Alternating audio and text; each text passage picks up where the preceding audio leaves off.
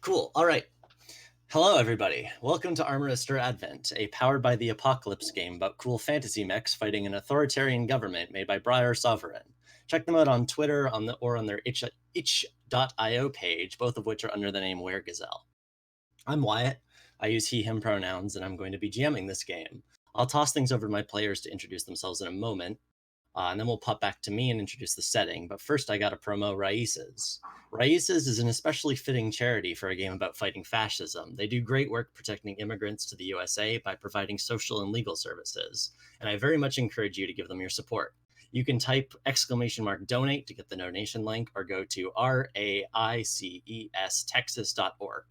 All right, now my players can introduce themselves and plug whatever stuff they've got going on. Should I, since I'm on the, yes, I'll go first, sorry. We'll go in Discord order. I'm Kari, I use she, her pronouns. No one cares about my Twitter. I didn't even bother with mine. I'm Simon. I use he, him pronouns. You can find me on Twitter at SciSweetman. You can find a bunch of my art over at artstation.com/SciSweetman. And you can buy prints of my work over at InPrint, that's INPRNT.com/gallery/SciFSweetman. Yeah, everyone should do that. If you can see the cool portraits we got going on here, Simon drew all of those, and I love them. I am also one of the illustrators on this game. Yes, also, I forgot about that. That's so cool. Oh, we have a black screen right now. Yeah. Oh. Yeah, should we wait or? I mean, I don't That's know. not good. We can keep doing our. Well, you'll see them shortly if people can still hear us. We'll have a chance. I heard the stream is like I heard you talking, but it's just a black screen. Okay. Well, whenever you can see the Roll20, you'll see the cool portraits. In the meantime, hello. I am Sweet Potato, they, she. You can find me on Twitter at a sweeter potato. You can also follow me on Twitch if that's a thing you want to do. Twitch.tv/a sweeter potato. Hi, I'm Xander, they, them pronouns. You can find me on Twitter and itch.io at Cosmic Kaiju. All right. With everyone introduced, I will now introduce the setting. We are going to be playing a fake anime about sky pirates called Armored Caster Advent Blitzblade, which has ACAB as the acronym, just to point that out. We're playing it about halfway through its season. It's PG, so there's not no real content warnings are needed. There's going to be some violence, but it's at the level of like Avatar: The Last Airbender. We're going to avoid like blood. When people get hit by swords, it's going to be tastefully cut away. There's going to be some big robots punching each other, but beyond that, nothing too graphic is going to happen. The basic pitch is that a long time ago, the world broke. People now live on floating islands in the cloudy sky and use various kinds of magic to help each other stay alive. And they fly from island to island to trade and immigrate on cool ships powered by wind magic. About half a century ago, there were a pair of adventurers named Richter Radix and Mistral Simoon, an Earthcaster and a Windcaster, respectively. They did all sorts of daring deeds together and discovered armors, which are huge, powerful suits of armor which are powered by this magical technology that is now spread throughout the islands. As time passed, though, Richter started to turn bad. He mastered Earth to such an extent that he could create whole new land masses, and he wants to rebuild the world as one nation, the Solum Empire. Mistral fought him, armor to armor, and then sword to sword on foot, and while they were evenly matched, he used some hidden power that stole her eye and much of her magic. But he couldn't kill his old friend, and she escaped. Now, 50 years later, old but still tough as nails, she sails the high winds on her skyship Catabasis, alongside her trusty crew, and now it's their turn to introduce themselves. Starting with, So I'm going to be playing Ingrid Bell, who uses she, her pronouns. Ingrid has been a member of Mistral's crew for half of her life since she ran away from home at the age of 13. She started out doing boring chores around the ship, but then it became clear that she had a knack for convincing the other crew members to do her chores for her, and completely unrelated, finding out everyone's secrets. So Mistral began giving her tasks that better suited her talents, and now she is the ship's diplomat, or the crew's diplomat. She presents as very polished and put together out in the wider world, but the crew knows that she is a terrible slob who likes to have a good time. I believe you described her as Misato from Evangelion, but not problematic. Yeah, she's a less problematic Misato. So she tries to give the teens advice, but she's kind of a begrudging role model. All right. I'm Surge Electric, and this is the story of how I became one of the greatest sky pirates in the whole world. I've been on my own since I was a kid, and I've always had a knack for getting into trouble. Thing is, 2 months ago, a wrong turn had me on the run from these Solem clowns, and the next thing I knew, bam! I was on the ship of some old lady named Mistral Simoon. Turns out, she's a real sky pirate, and those Solem clowns aren't just bad news, they're bad guys! I joined Cap Missy's crew, and ever since then, my life's been turned upside down. I went into a spooky old temple and found a legendary sword that lets me unlock the power of Blitz. Something tells me my destiny is to be a hero. Now, we're going toe-to-toe with the bad guys, going on adventures, and stopping their evil schemes. Watch out for my blade, because I'm going to prove I can save everyone. God, Simon, that voice was more than I was expecting, but everything I could have hoped for. I'm so delighted right now. I had to mute myself because I was laughing so hard. Oh my god. Cool. Hard to follow, but yeah. Sweet. I am playing Elamine Rhymewind, she, her, the Arcanist. So I'll read the little bio I have, though I will not use a voice, sadly. The younger sibling of prestigious watercaster Sonora Rhymewind, Elamine lived much of her life comfortably in her sister's shadow, until the day Sonora was captured by the Empire and Elamine was not strong enough to save her. Now she hones her skills with water, blade, and armor, knowing that when the day comes, only she will stand strong enough to rescue her sister. Professional look, intimidating manner, friendship is for weaklings. So Elamine comes from a long line of mean anime boys, and I can only hope to live up to that. And shout outs to the amazing art by Simon for all of these characters. Yeah, that's pretty much her. I am playing Enigma Elegy, they them pronouns. They're the witch. They were picked up on when they were stranded on one of the islands by Mistral, and also grew up from the age of a teenager as a part of the crew. Yeah, all right. So we also have, I think you should be able to read on the stream what everyone's bonds are with each other. They're very good. You should read them. I won't make my players read them out, though, because we only have so much time today. All right. So we open on the ship, which you can see in the top right corner here.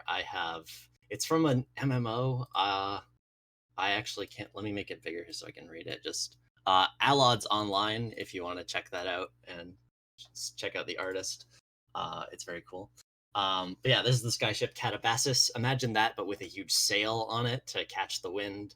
And it is about 2 hours away from the islands of Dracus. Mistral hopes to bring these islands onto the side of her rebellion, because this is one of the only places where people have learned to tame dragons. You've sent a message ahead that you're going to be there and have been invited to attend tomorrow at their monthly moot, which is when all of the local islands come together and decide on various issues. So the camera goes behind the boat and into the captain's cabin on the back. And we see in the room Ingrid and the captain Mistral in Mistral's office. Mistral is a tall South Asian woman with muscles like cordwood, an eye patch, a big captain's long coat, several guns, and a cutlass. She looks like she's about 60, and she's still tough as nails. And she's pacing back and forth, looking not quite anxious, but maybe on the road to anxious. And she says, "All right, Ingrid, tell me again, what your plan is here to get these people on our side? You're the one that's good at talking. I'm just going to talk to them.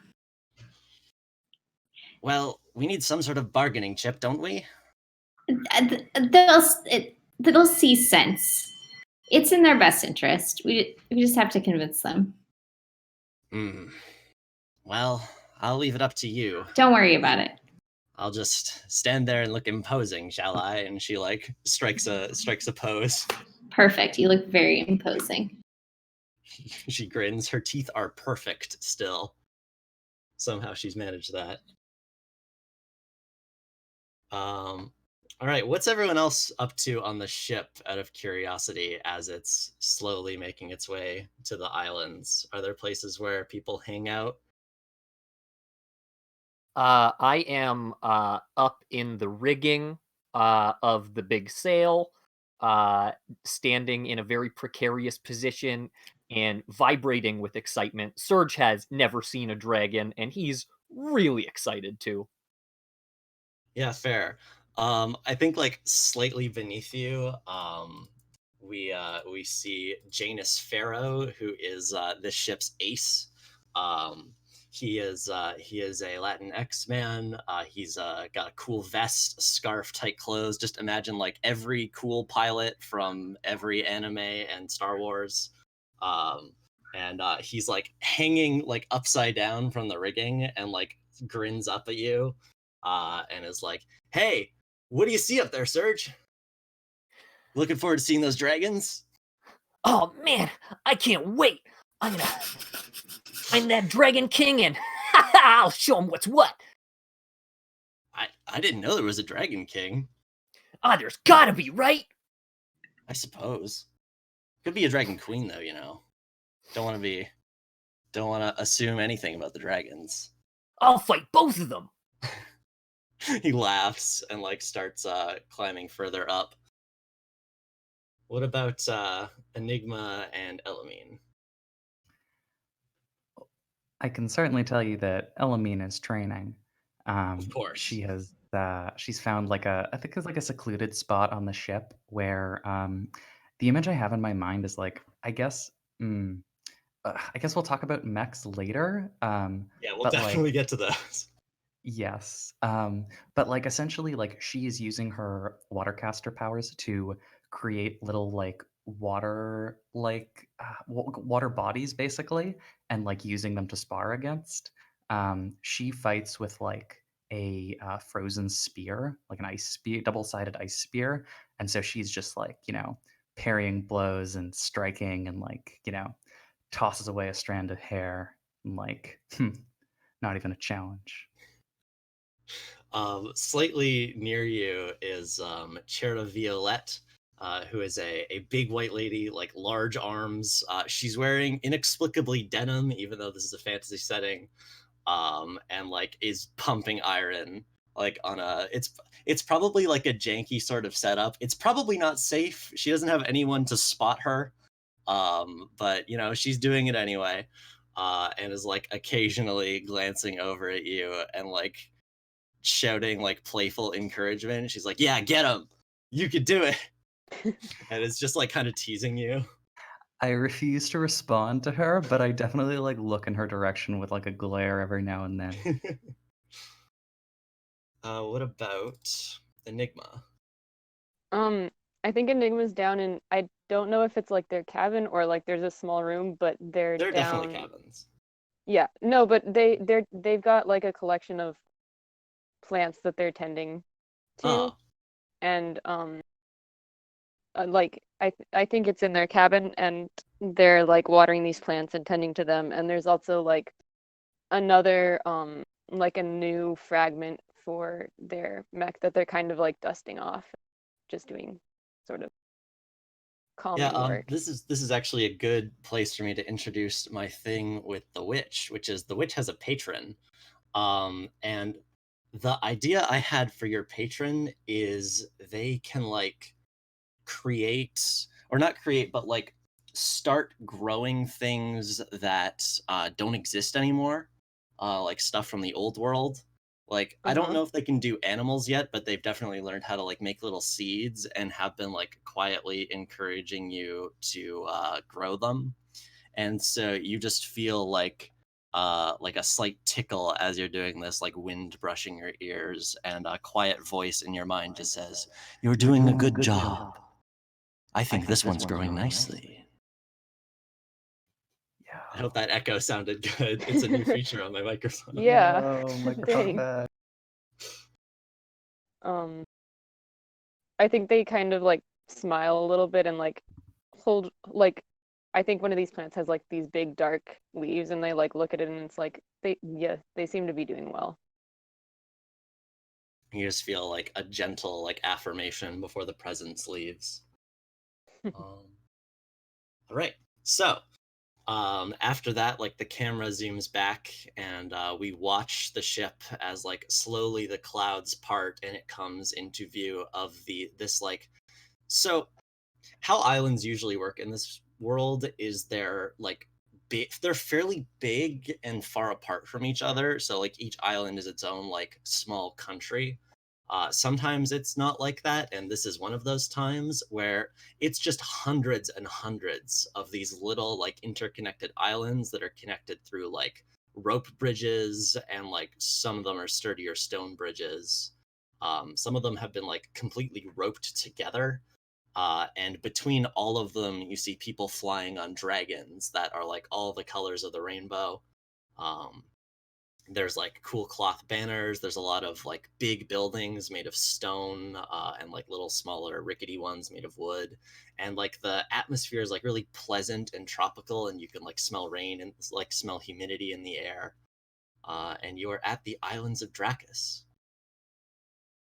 And as the ship like pulls up to dock at one of the bigger islands that has this huge building that's made out of like the bones of a sky whale, you notice something, which is there's another ship docked here, and it is oh, my dogs are barking. Great. It's a dog ship.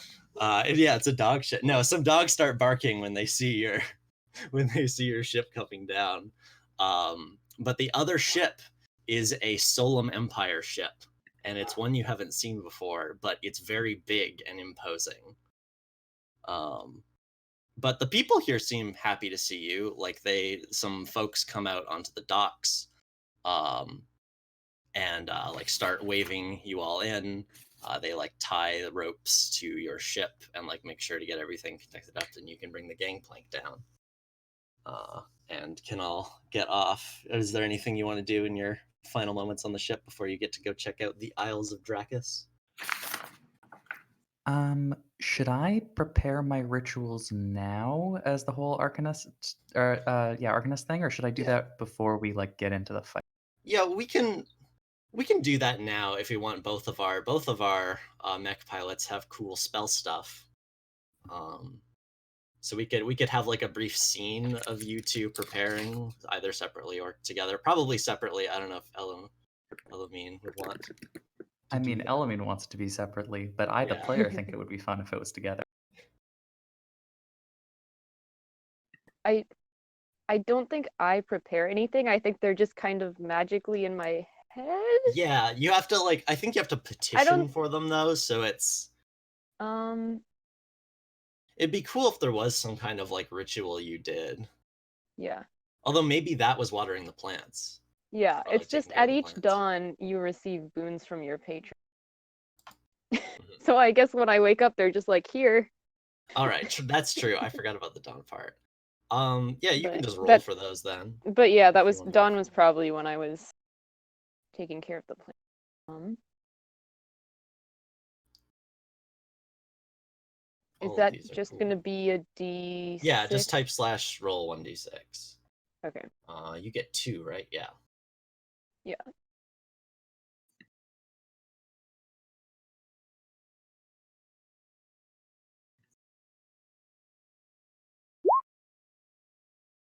All right, so that first one is Shielding Boon. You may give your patron 1 influence of advantage when facing harm. That's really good. And the other one is Masking Boon. You can mask yourself, Ernister. You are attuned to against attuned to against detection. When you do so, roll plus channel. On a 10+, you are disguised or cloaked in a fashion appropriate to your patron. That's also really cool. On a 7 or 9, yeah. the director will tell you a flaw with your disguise. That'll probably come in handy. So yeah, feel free to copy those Jot down these. from the book. Yep. And put them somewhere. What about Elamine? Yeah. So I have to prepare rituals. I also make plans, but I think that's right before the sortie starts. Mhm. So for my rituals, you have a practice set of rituals you use to enhance your piloting talents. Discuss what they are and where you perform them. When someone leads a sortie, choose 2 rituals you had time to perform. So I mean, I can go ahead and pick mine now because I know which ones I want. Which are going to be the realigning ritual, increase one of your traits by 1 and reduce another by 1. And an adaptation ritual, when you fail a roll, take advantage on your next one. Oh, that one's great. I am excited about both of these. What does the realigning ritual look like? Like, does it change your body in any way, or is it I just think like... it would be, I mean, like, so much of her and also her mech is about, like, sort of adaptability and changing form. Mhm. I think it would be cool if, like, there were little, like, water extensions to her limbs or, like, Oh, that is cool. bulking out or, like, changing her appearance slightly. I also, like, I don't know if we do, like, ritual circles and stuff, but, like, one thing I think would be cool is, like, so her, like, part of the whole deal with her mech is that it used to belong to her sister, and then, like, Yes. she got damaged, and then she took it over after her sister was captured. So I think she just, like, keeps, like, a bundle of old wires that got, like, kind of cut off in the fight that her sister was taken, and she sort of, like, arranges those in, like, a ritual circle and uses those to Oh, I prepare the like that a ritual. lot. Yeah. That's So very good. she is prepped and ready. I think as the ritual is ending, you hear like knock on your door, like Ellie, Ellie, Ellie, Ellie, we're here, we got there. I heard you the first time, Serge. Go get prepared. I'm ready. I can't You're- wait for our next adventure. You're just nailing that Ash Ketchum energy. I appreciate it so much. Thank you. Yeah. I don't think Ellie responds. I think she just like taps on the door twice as like an acknowledged, and then like waits until you're gone before she leaves the. Serge runs back to top deck. His getting ready is just that he has his sword on his back, which is like a big it's like a falchion that's basically the size of him, but is sort of like made out of like copper and brass and looks it's got like gear theming to it. It has like cog teeth as a blade. It's like very stupid and steampunk looking. We love stupid steampunk. I love your sword. It's great. I'll pull up the image for it on the break. I forgot to get that in there because you had the portrait. Oh, no worries. It's very good though. Okay, so the gangplank comes down, and Mistral and her first mate Argus Becker, who is a like scarred, like tough looking black guy. He's got like he also has a big sword and a slightly shorter coat. He's very cool, but he's also very friendly. They walk down together with probably all of you, and coming up to approach you is like a big blonde dude, like beer belly, like kind of like round, friendly looking, but also like big ol' arms, and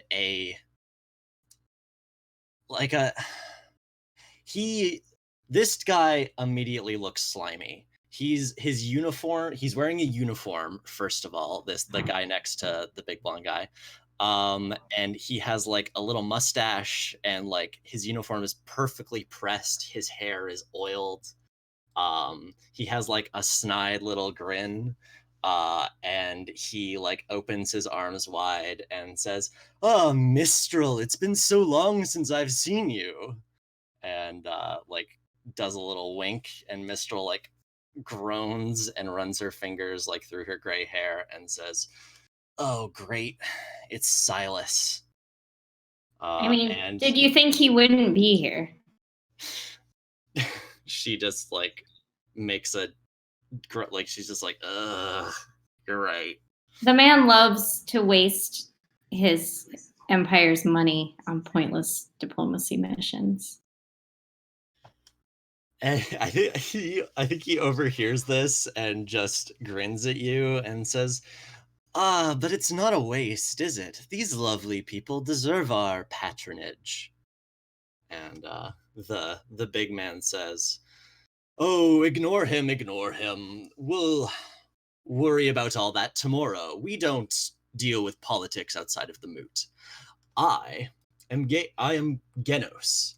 It is a pleasure to meet you. I am the chief diplomat of the Isles of Dracus, and we would like to welcome you to our island. We have lodging for you, and we're going to have a feast tonight to celebrate the moot. And you are all invited, of course." I can't Can wait. Can I use one of my moves? You can. So I have connected. When I meet someone of note, I can roll plus talk, and on a 10 plus, I'm familiar with them, and I can choose whether their view of me is positive or negative. And then on a That's such a 7 good to move. 9, you decide what they think about me. Yeah, which are you using it on both of them or just one Well, of them? I think maybe I've probably met Silas before, Probably, yeah. but this guy Genos, it seemed like we were meeting for the or at least I was meeting for the first time, maybe. Hmm. But you could have met him before. I don't know about your life. Well, Mistral recognized him, right? So it seemed like we've run into this guy in the past. Yeah, you definitely know Silas. But Yeah, okay. Like, I don't know, you could have met Genna somewhere. I don't know. I feel like it's more interesting if I haven't. Yeah, so I go can for do it. this move. Yeah. Okay. So I press the button.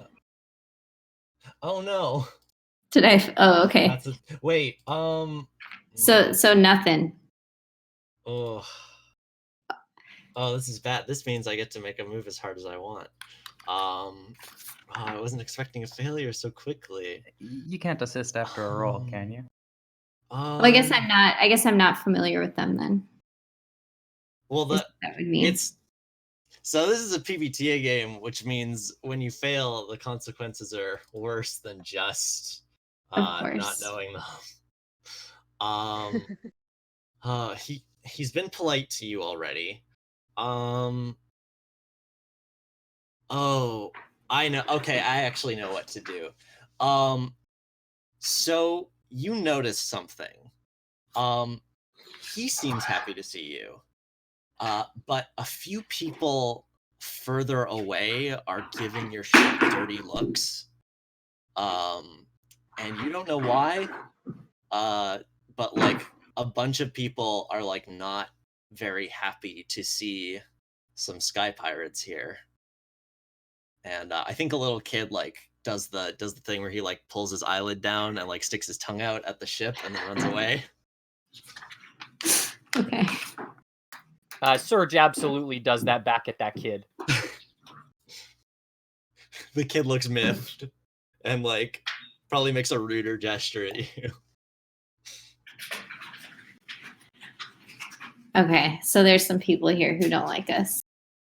Yeah, it looks like it. Mm-hmm.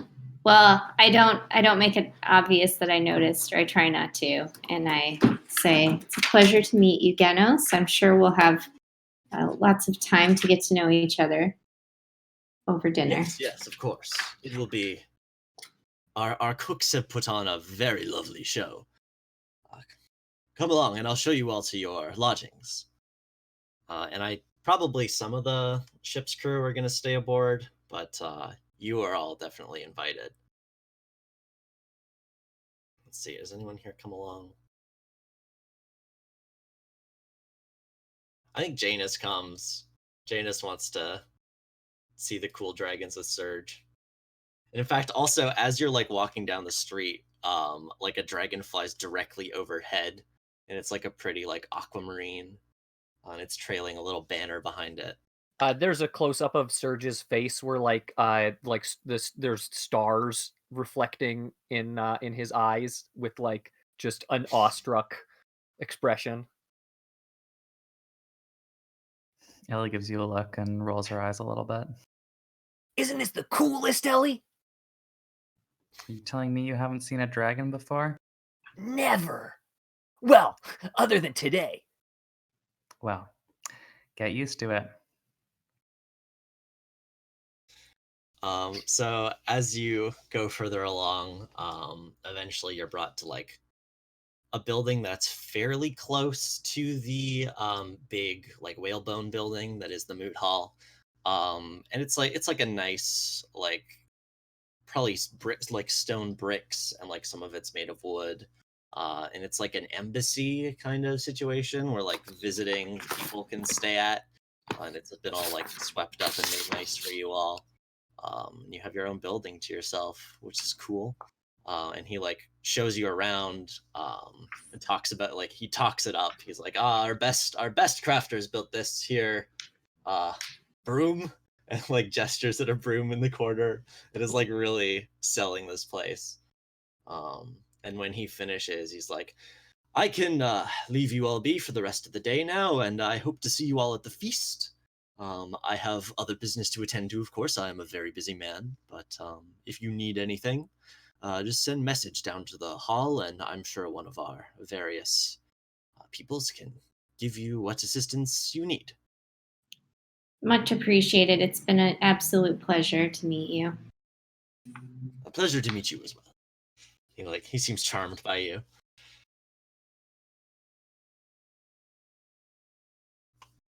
Now, we can skip ahead to the moot, but like, does anyone want to like do some recon around town, or does anyone want to like? Absolutely, I do. That's me. I'm the scout. You are. So I think Surge is gonna sneak off and parkour over some buildings because he needs to check out what those Solem clowns are doing. Where are the moves for that again? If you scroll down, you can see all the moves we have. One of them, it's called Read the Room, but it's also for places that aren't rooms. You could also dispel uncertainties, but look if you're like looking like dispel uncertainties is your like your spout lore from Dungeon World or your various other moves like that from other PPTA games, whereas Read the Room is discern realities. Yeah, I'm absolutely gonna read the room. It's rolling. It's rolling plus sense, which I don't think I have a lot of. Heck yeah, roll the things you're bad at. I love it. Yeah, let's go. All right, that's not bad. That's you get one question, I think. Yeah. Well, 7 and 9 hold 1, and there's a list of questions there. Well, I know what I'm gonna ask. I want to know what are Silas's real intentions. Okay. So, I think I wasn't expecting you to be the one to see this, but you see a person. I don't think you recognize him. But there's a person who's like, he's not wearing Imperial. Oh, I know how you. Okay, I got it. He's not wearing an Imperial outfit or anything. He's like wearing the local clothes, but he's wearing them like not quite right. He doesn't quite fit in. And he's like, I think right now he's talking to like a small group of people like standing around the corner, and he's like handing out a few pamphlets. And the reason this draws your attention is because you recognize the person who is standing a short distance away from him, like with their arms crossed. And this is Soul Shimmer. Their pronouns are they, them. They are They're black but with white hair because this is an anime and we need that. And they also have like cool gold tattoos that like are like lines along their arms that like lead up to their face. And they've got like a bandolier with some cool gadgets. They're wearing like leather and like a coat. Again, they also look like a sky pirate. And like on their back, there's like some ancient technology that is their cool jet board. And you have had several run-ins with this person before. One time they fought on your side when you paid them enough money, but other times they've been like doing spy work for the Empire, and one time you even fought them one-on-one in their mech, in their armor. So yeah, you see Soul, and you see this interesting fellow with the pamphlets. What do you do? So what does that tell me about the real intentions? Yeah, sorry. This is so Soul is here, which means trouble is here. And Maybe I get one of these pamphlets. yeah, go. Like That's good. I like jump down off of a building and I find like a dirty piece of canvas that I like wrap around myself as like a cape and hood so that I look like a little I poor love boy it. that doesn't have wing hair. And I get one of these pamphlets. What does it say? It's written in like very like 18th century like rag newspaper font where like lots of capital letters and exclamation marks, and it's like the dastardly deeds of the skyship Catabasis, and is like a bunch of lies and slander about you and your crew. Oh no, none of this is true. Oh, what are they doing here? I gotta get this information back to Cap Missy. Nah, head back to our rooms. What's before we have that? Is anyone else doing anything? What's anyone else up to? If someone wants to do something. Do we already know who all is supposed to be at this moot, or is this something we like would need to figure out now? So the moot is usually just all the islands. Like each island is its own like small, like independently governed like mini nation, and then they all like come together and agree on like broad policies. But like people like foreign dignitaries are allowed to attend and talk about the things they want to. And you were expecting it to be just you who was not from here, but the Empire's here. Okay. And could you remind me what our agenda is? Yes. You want these guys to be on your side because they have dragons, and don't want them to be on the Empire side because they have dragons. Okay. I could, or sorry, does anyone else want to go? No, go ahead. I could see Ellie doing like a little bit of like gentle scouting, just like sort of like a like kind of a nighttime like slip out, sort of like you could, you could confuse it for like a nighttime walk, but just like keeping to buildings, just like staying in the shadows and just sort of like trying to like wander through the streets and see if she can get any information. Yeah, that sounds good actually, because let's do Surge telling you all about this probably Imperial spy first, because this might be. Oh, sure. Yeah. Yeah. All right, so I'm coming into the room now. Yeah, that sounds good. All right. Like Mistral's got her jacket off and like boots on the table, is eating some food. Same. I can't believe those imperialists. Oh, take a look at these lies that they're spreading about us. Like slams the piece of paper down on the table. They've even got Soul Shimmer on their side. Soul. Mistral like Oh pulls my out a God. little pair of glasses and like looks at the pamphlet and then just like rolls her eyes. Soul Shimmer, of course. Ellie smiles a bit, like this could be an interesting challenge. I think Enigma like looks over Mistral's shoulder at the pamphlet and is like, well, I don't know if you expected anything other than lies. Mistral looks at you, Serge, and says, "What did the person handing out these look like?" Well, I could tell that they weren't from town because they were wearing their clothes all funny. To have the, I'm trying to find my. I have such a big NPC list here. I'm trying to find.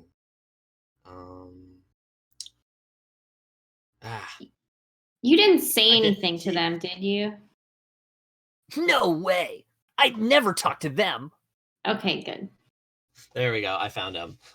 So he had like he had like Mediterranean features. He had like slightly brown skin. And he had like little glasses on. And his hair is bad. And he's also, you could probably tell he'd like recently attempted to grow a beard, probably to look different, but it didn't really work for him. And do you describe his appearance to the group? Yeah, but probably poorly. Probably something like crappy beard. Yeah, crappy beard, big guy. Wearing funny clothes. That's probably about the extent that you get. Serge is not a smart boy. Okay, we'll give you one thing, at least, which is he has like really particular like horn-rimmed glasses. Okay, yeah. I did definitely. I described those glasses. All right, Ingrid, this is your ex. Oh you can God. tell that this is your ex. This is Neris Trinto, who Naren. you used to date, and he's bad. And it's good that you dumped him. He's That bad, you're bad. guy. Stay away from him, Serge. Don't just. I should have known. This is frankly embarrassing. Like how bad this is. I'm like gesturing at the brochure. It's just stupid. Ingrid Bell, you know this man? Well, don't you remember? Hardly, just not even really at all. Remember that guy that was hanging around like a couple months ago? I got rid of him real quick. Argus laughs a little and says, "I remember him. He was bad." Yeah, it was a lapse in judgment. We don't need to worry about him, though. Well, it does seem we need to worry about him. Listen, I'll talk to him, I guess. I don't know. Will he be It's a match fine. for my spear? Sure, yeah, totally. Be my guest. But I can talk to him. I can try to handle it. I'm wondering if the whole group is going to go attempt to hunt down Ingrid's ex. I mean, he has been like spreading rumors about me. Yeah. But yeah, your name's probably on that pamphlet. I assume The dastardly she-fiend Ingrid Bell will spread her lies among us tomorrow. I assume since like Enigma and her like kind of grew up together, Enigma's like ready to go fight this kid, this guy, not kid, you know. Yeah, he's probably like mid-20s. I appreciate that. All right, we could cut back to Elamine doing her night hunting and potentially. Do you want to look for where he's staying, maybe?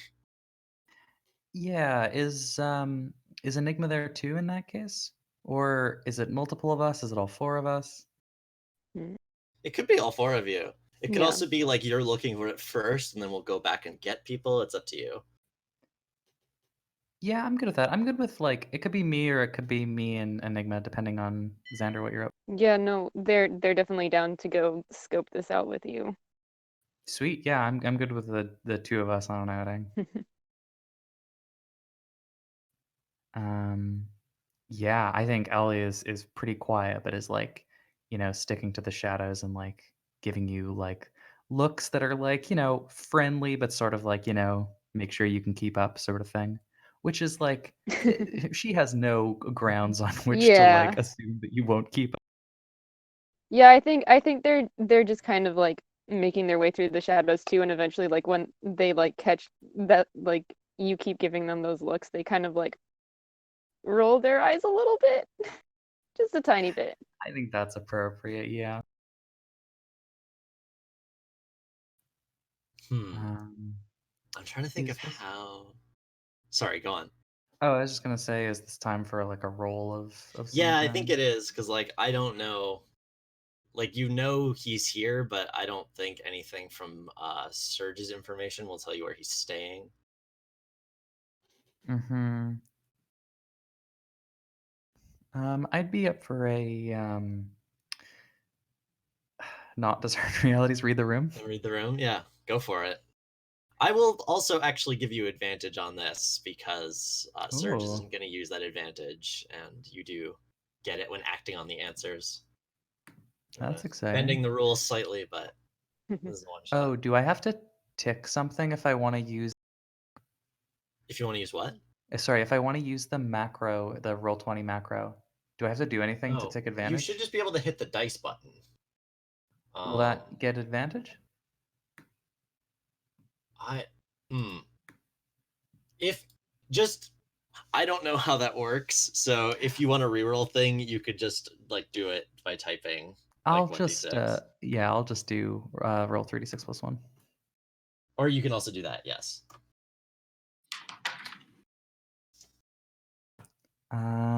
I guess that's a 5 and 10. a 4. Yeah. All right. You Sweet. get 3 of those questions, which Go like Ellie. I think I can give to you in sequence. Like you can also use them once you find him. Yeah, I'll maybe like I should probably use one to um get him. So I guess what is being overlooked here probably fits for that. Yeah. Um so and that's a interesting one too cuz like I think you probably find this. I don't know if you ask anyone or if you like just listen around, but you would hear some people talking about like, oh yeah, that like. So people are talking about the pamphlets and it was like, oh yeah, I hear that guy is staying over at such and such. Oh, can someone give me the like a good inn name? Something like Dragon's Egg, something Yeah, like that's Dragon good. Beam. Oh, what about the Dragon's Draught? Yeah. Like the Yeah. yeah, okay. So over at the Dragon's Draught, um, and it's like eventually you find it, and it's like a classy sort of establishment that's like not ostentatious, but there is like a subtle bouncer sort of. He's like not right in front of the door, but it just like looks like someone who's loitering, but is totally the bouncer and is like eyeing people as they go past. Am I underage in this universe? Um, hmm, Like I'm 18 or Ellie is 18. Um that's true. can she get into a bar? Well, at least Enigma's with you at least if you can't. That's true. That's true. That's your, Do you have a? that's your guardian. I don't think there are IDs in this universe. It is extremely funny to me, the idea of like Ellie getting quote unquote carded and like she has to wait outside the bar and is just like tapping her foot angrily the whole time. It is funny. Well, let's see how you do with this bouncer. We need to get inside.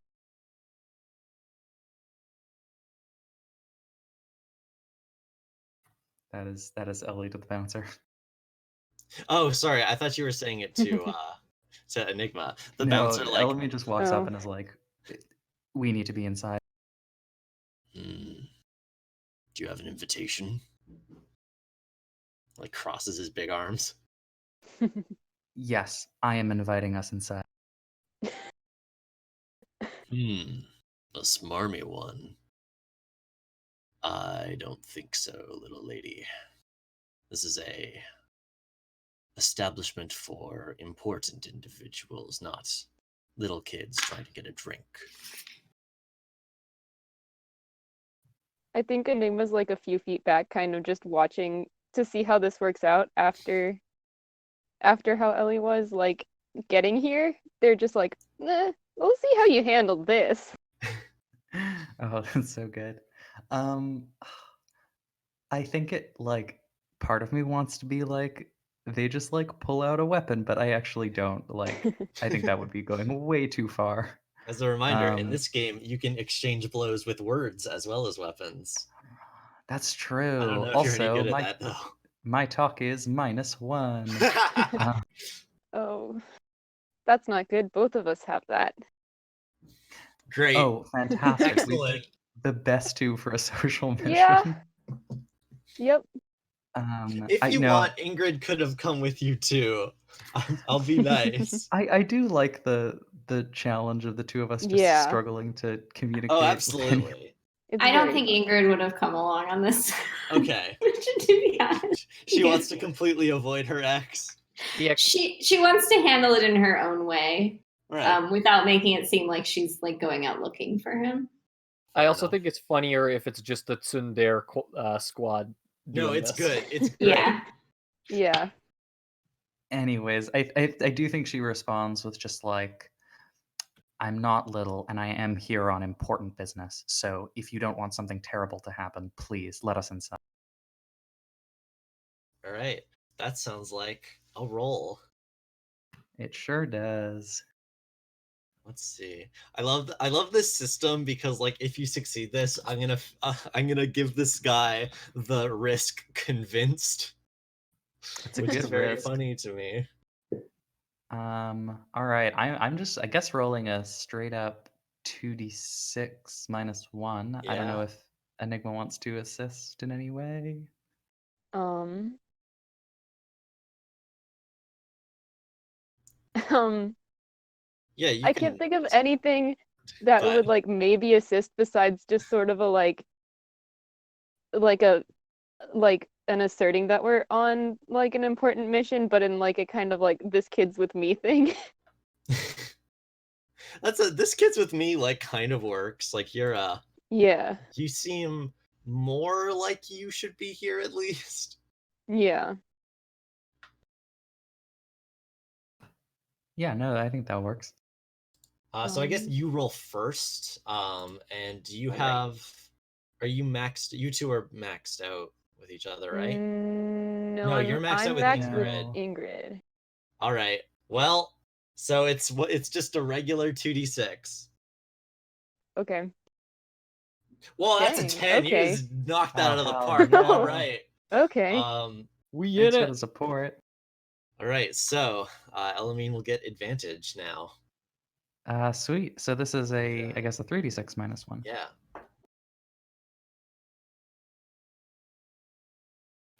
Ooh, All right, one of those thank is you for the 6. advantage. Yeah. So that's That's 8, 7. That's a 7. So on a 7 and 9, both you and your target are forced to take a risk. Excellent. Oh, interesting. Okay. So repeat to me again like the general idea of what you said to him just so I Yeah, it was make sure basically it's right. like I'm not a little lady. We're here on important business. Let us in, or like something terrible will happen to you. Basically, it was a threat. It Okay. was 100%. All right. I know exactly what this is. The bartender like looks at you and just like thinks, or bartender, the bouncer looks at you and just like thinks and then is like, you know what? Sure. And goes over and opens up the door and just says, hey everyone, this little lady says she's here on important business. And you are taking the risk exposed or like, Excellent. yeah, or like called out. Exposed is good. called out. That is very funny. I will copy this onto your sheet. All right. You do see, in fact, actually, Soul locks eyes with you when you come in, and you two also have crossed blades from time to time, and there's like an enigmatic little smile on their face. I give them a nod. I think Elamine respects Soul a whole bunch.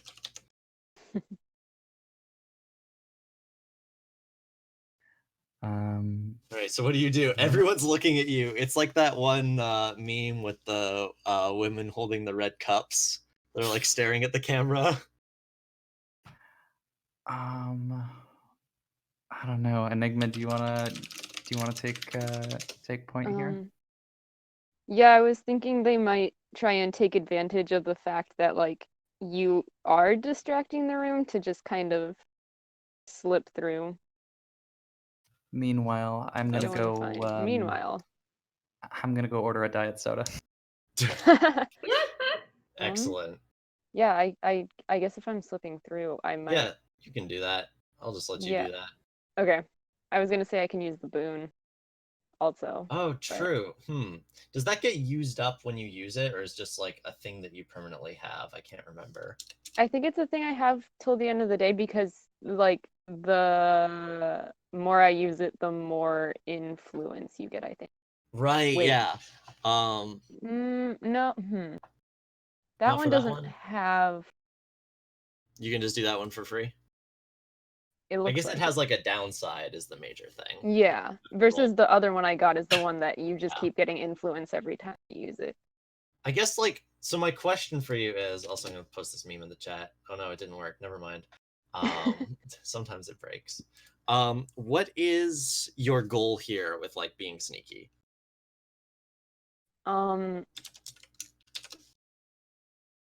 I think my goal was just to like since Soul is also here and like Ellie's drawn attention to herself, to like sneak through and find where this other guy is staying without maybe Soul finding out that we're inquiring into what was his name again? Naris. Yeah. Yeah, okay. Yeah, sure, give me that roll to sneak by. And I want to know what this looks like because I'm curious because it has to do with your patron. Ooh, Yeah, good roll. It's plus channel, so I don't have any influence yet, I don't think, which means it's only +2. Okay, it doesn't. I assumed I started with. It I don't doesn't. Okay. think you do. I assume you started with one influence because it doesn't tell me anything else besides the Yeah, 3. I was reading through it and couldn't like. It seems like I only get influence if you use one of the moves that gives me influence. That is true. Yeah. That is that's the way. Yeah, I didn't know if you started at the beginning, but it doesn't tell me what my channel is on It's the 2. sheet. It's 2 right now. Okay. Yeah, because when I was making it, I was like, I only see the number 3 here, so I assume I just start there. But so that's a 9 then. Oh yeah, yeah, that's too bad. 6 and a 1. So the downsides to this, when you don't fully succeed, are on a 7 and 9, the director will tell you a flaw with your disguise. So you're still disguised. I guess tell me what this looks like, and then I'll tell you the flaw in it. Gosh. Now I have to think of something that's appropriate to. Do you have any? I'm trying to like aesthetic vibes for this ancient. Oh, this place is made of wood. I wonder if you could just like blend into the wood in the walls, like you just chameleon or something. That's kind of cool. Yeah. And I think the downside to this that you like find out is it only works for the wood. So if you like aren't up against it, people will see you again. Like you can only camouflage when you're pressed against the wall, so you have to like kind of awkwardly sidle around the room, and if like anyone nudges you or anything, it's bad. But you're able to, or What are you trying to do in order to find where he's staying? I think I was my plan was to like survey the room, and if I don't like spot him, to just kind of sneak my way. I assume upstairs is where the rooms are. Yeah, you don't see him in the room. Yeah. I'll give you something though, because I want you to find this room. I think there's a guest book, like on the innkeeper's counter. Oh, cool. Yeah, they definitely try and take a peek at that. Yeah, and you're invisible, so you might have to like be careful about flipping through it. But you do see like the room number. You see his name written down and the room number he's staying in. But before we do that, we can cut back to Elamine. What are you up to? Yeah. I don't know that I necessarily like have another role here. Like I'm kind of happy to just like be the Okay. distraction and let Enigma deal, but it would be fun to just like walk over near Saul and just give them sort of like a just like I don't know exactly what the conversation looks like, but just sort of a quick like I know you're here, I know your game. I look forward to like encountering you on the battlefield basically. So when you do that, I think actually Soul gets up and comes and like plops down in a seat, or like if you're not sitting, like they gesture for you to come sit with them, and just like call one of the waiters and is like, a drink over here, please. And then they smile at you and say, and one for my friend. What are you doing here, Elamine? I'm not your friend. I'm here But we because could be though. we have important work to be doing, and something tells me that you would just get in the way. It's the night before the moot, though. We're supposed to be celebrating. All prior issues are to be set aside. I like to celebrate when my threats have been eliminated.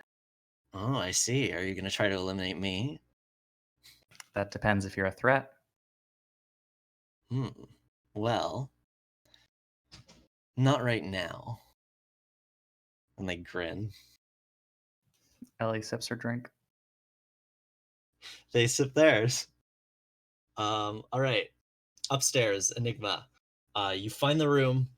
The door is locked, though, and you're I don't know if you know how to lockpick. Yeah, good question. Um,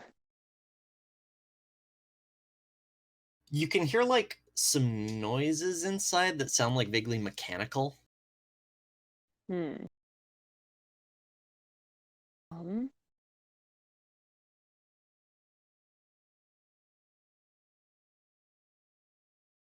I think no, I think they're just gonna knock on the door and pretend that like this is they got the wrong room or something. Yeah, all right.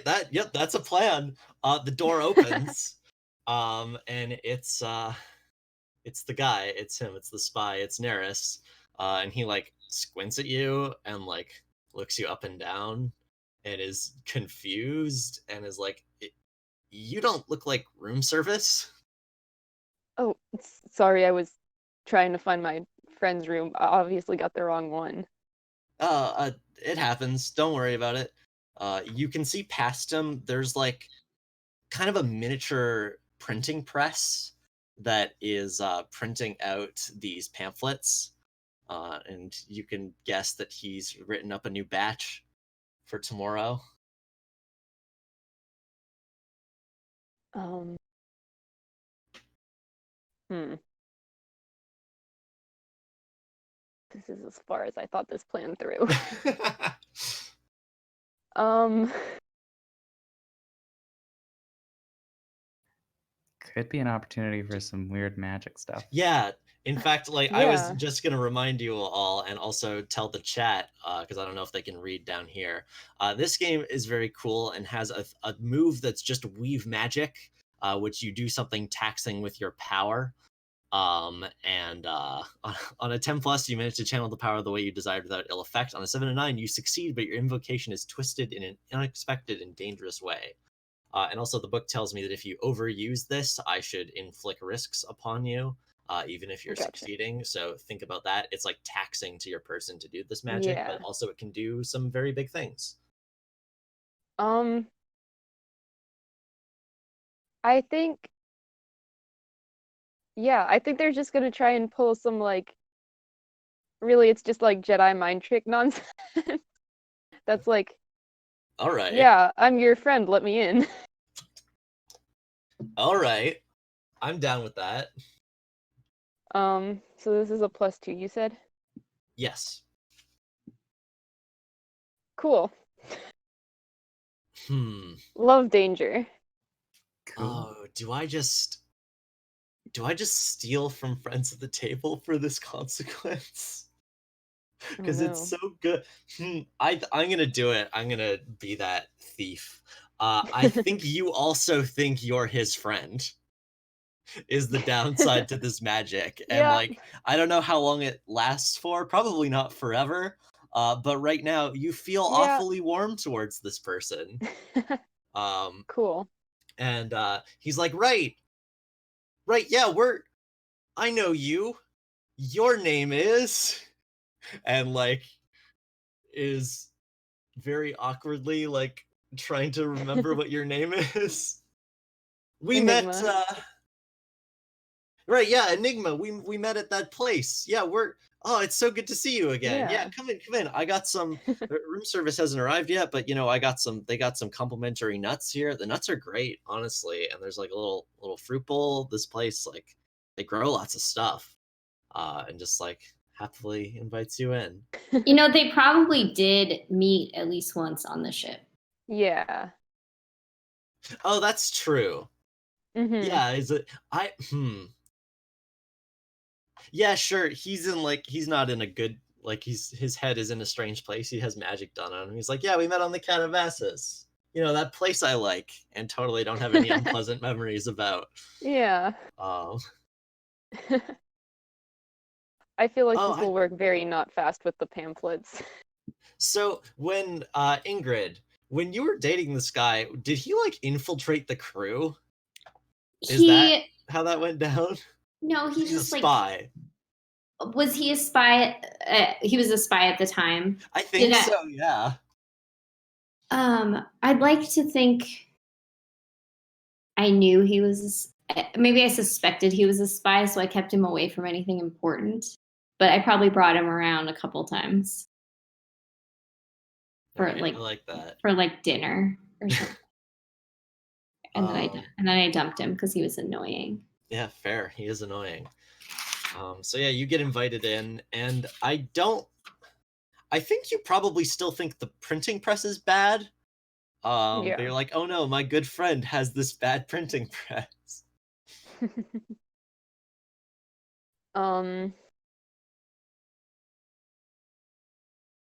I think they like I think it's something along the lines of like, oh, you're good. You would never actually like believe this stuff. Who paid you for it? Kind of deal. Oh. That's good. Yeah, okay. He's like, yeah, a job's a job, and like sits down heavily on the chair, and like there's another one. He's like, take a seat, take a seat. Yeah, it's been a good paying gig. It's been a little bit stressful. The locals are really tall here, I feel a little, none of their clothing fits me. And he like awkwardly tugs at his too big like tunic or whatever he's wearing. And yeah, he starts to like mouth off to you a little bit, not in like the rude way, but in the like talking too much way. Yeah. Where he like talks about like Silas's whole plan to like come on in here and like gradually turn people against you, and he like the plan is to incite a riot on Moot Day with this particular like final blow with the pamphlets, and to like have people like surround the building and get very mad, and like it will definitely harm your chances to convince the populace to fight on your side. Real quick, I am going to switch back to the embassy building because Surge, outside, you see a girl your age, probably, maybe like slightly older, and she has a dragon with her. That's like just big enough for one person to ride. It's probably like a teen dragon. And she is like across the street, like looking curiously at the embassy building. Her dragon is on a leash, so she was probably taking it for a walk. But yeah, you see that, and she's like looking inside, like interestedly at those of you who are still in there. Leans out the window. Hey, what's up down there? Oh, just walking. That's a cool dragon you have. Thanks. His name's Torch. Whoa! Can I You're touch like- him? Yeah, sure. Great! I'll get my stuff. runs downstairs, like comes outside. Ingrid yells, "Be careful!" after you. No worries. Gets She's, down. like, eating chips. Do you get your sword, by the way? Is that part of Oh your no stuff? no. Okay. I think maybe what he meant was like a shirt. Okay. Yeah.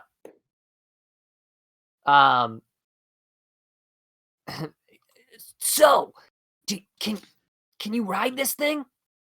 Yeah. Yeah, he's just learning to fly, but we're working on it. And the dragon makes like a proud little like smoke puff. This is a nice I think dark red dragon. Wow, Torch, you're really cool. Did you know that? She's like makes a little dragon sound. He sounds pleased with himself. Dragons can't talk in this setting, but they are like fairly intelligent. And she's like, so you're like sky pirates, right? Yeah, I'm the greatest sky pirate ever. I thought Mistral was the greatest sky pirate ever. Yeah, well, for now, but later, it's gonna be me. Oh, planning to usurp her, are you? And she like grins a little. Well, it's my plan to save everyone. She raises her eyebrows a little at that, and is like, well, Mr. Plan to Save Everyone, I'm Riley. Nice to meet you. And extends a hand. You might have met my dad. He's kind of a big deal around here. His name's Genos. Whoa, yeah, we met your dad. He set us up with these fancy digs. Was anyone else with him? I don't know. Was there? Out of character? Yeah. In character, she like prods him slightly and is like, slimy guy, good, too nice outfit, really magnanimous in a way that's really insincere. Silas. Yeah. Oh man, yeah, I hate that guy. He's one of them solemn freaks. Yeah, he sucks. High five! She high fives you. You're here to. My dad. She like looks around and like beckons you to like come in a little closer and like leans in and like stage whispers and is like, my dad thinks that that having the Empire on our side would help us out. They've offered us a pretty lucrative trade deal, but they suck. Like they're the worst, and I don't like them. And you're gonna kick them out, right? We're gonna kick their butts right out of here, and I don't know what lucrative means. She laughs, and is like, you know what? I have some people that you might want to meet. Come with me. And, right. Gestures. You know what? Actually, you can ride. You can give Torch a ride, and Torch like settles down on his haunches a little bit, so you can jump up onto him. Okay, so his face lights up. I've been keeping an eye because my clock with Surge is I'm not your parent, but don't run off with strangers and dragons. So I've been looking at probably keeping an eye out the window while I'm eating chips. So I yell out, Surge, where do you think you're going? On a new Is that your adventure. mom? Hold on, just 1 second. Let me get dressed. I'll come. No, she's cool. All right, if you say so. Okay, so I get dressed in something presentable, and it's fast, very impressively fast. She because sees you, and then sorry, go on. Because I was in like a big t-shirt and shorts and like covered in chip crumbs, and then I run out in like a suit and like my hair in a bun in like so just like comically, 5 it takes like minutes. exactly. Yeah. She like looks at you and like squints and says, "Hey, wait a second. You're Ingrid Bell. The pamphlets hate you." They sure do, kid. That must mean you are cool. All right, both of you come with me. Great. Where are we going? And you'll see. And then we cut back to Soul has finished their drink and has ordered another one. And is just like chatting with you, Elamine. I think you know they're bored. You can tell they're bored and like want to be doing something. And because they can't, they're just talking. And I don't know if they spill any sensitive information outside of like what you all already know. But they're probably complaining a lot about Neris. Yeah. Yeah, I think like Elamine also probably gives the sense that she like wants to be doing something. I think like she gets a little restless in like social encounters like these. I don't know that she's necessarily prying for information, but I think like yeah, anything that comes out.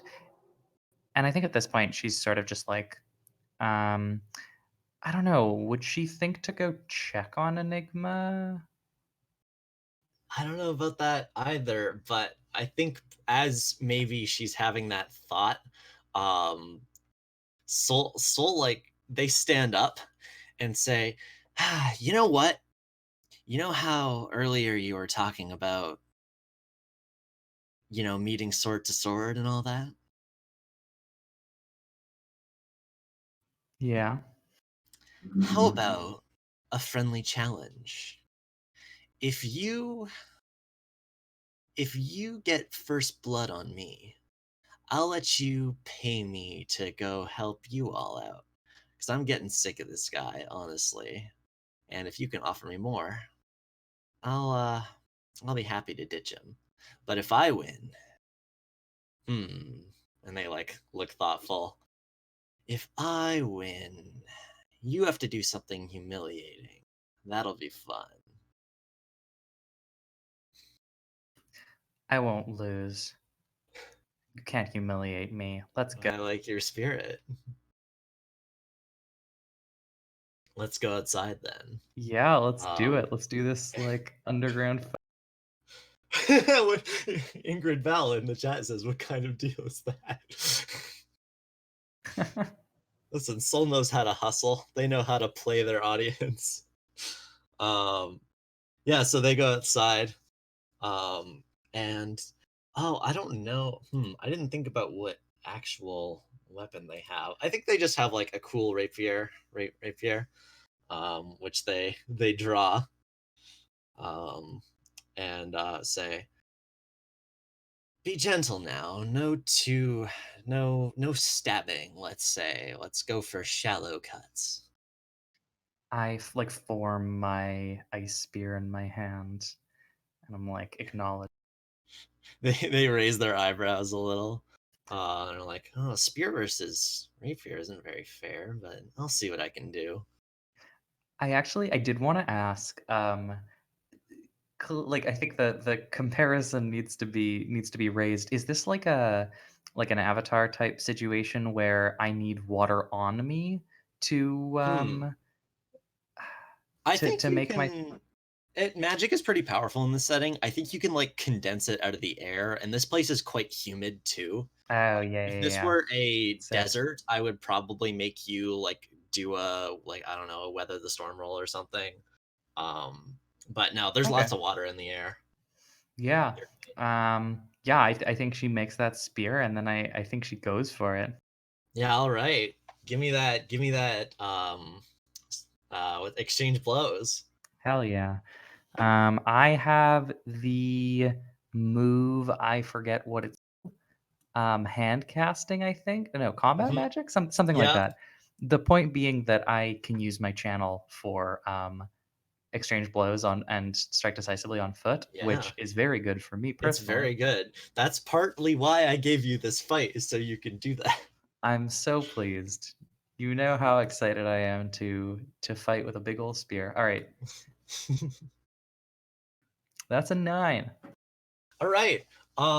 Interesting.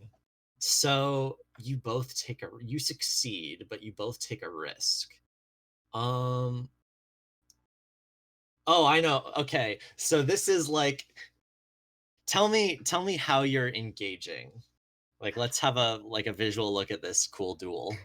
Yeah, I think it's like, she like stands at the ready with her spear by her side for a second and then just like leaps, and it's just like a kind of hail of blows down, like just all out, all on the aggressive. They do some like Spike Spiegel dodging and weaving. Specifically, I think at the fight in Cowboy Bebop episode 1, where he's like got his hands up and is like duking around and like kind of playing with his opponent. That's what they're doing.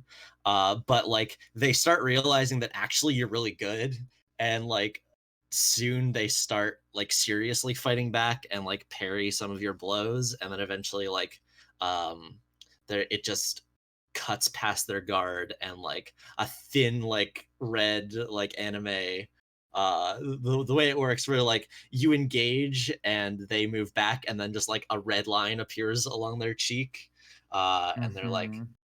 oh, you got me, but I think I got you too. And then one appears along your cheek as well, and it's like flashbacks briefly to like a cool little like wrist flick they did in that last moment.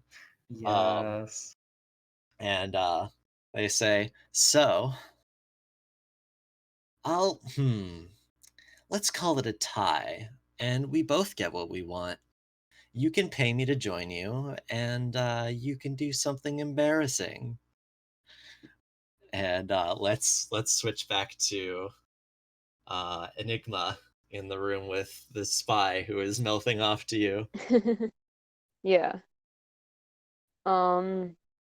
So he's just like complaining about like this job or Mhm. whatever. Okay. Um, hmm.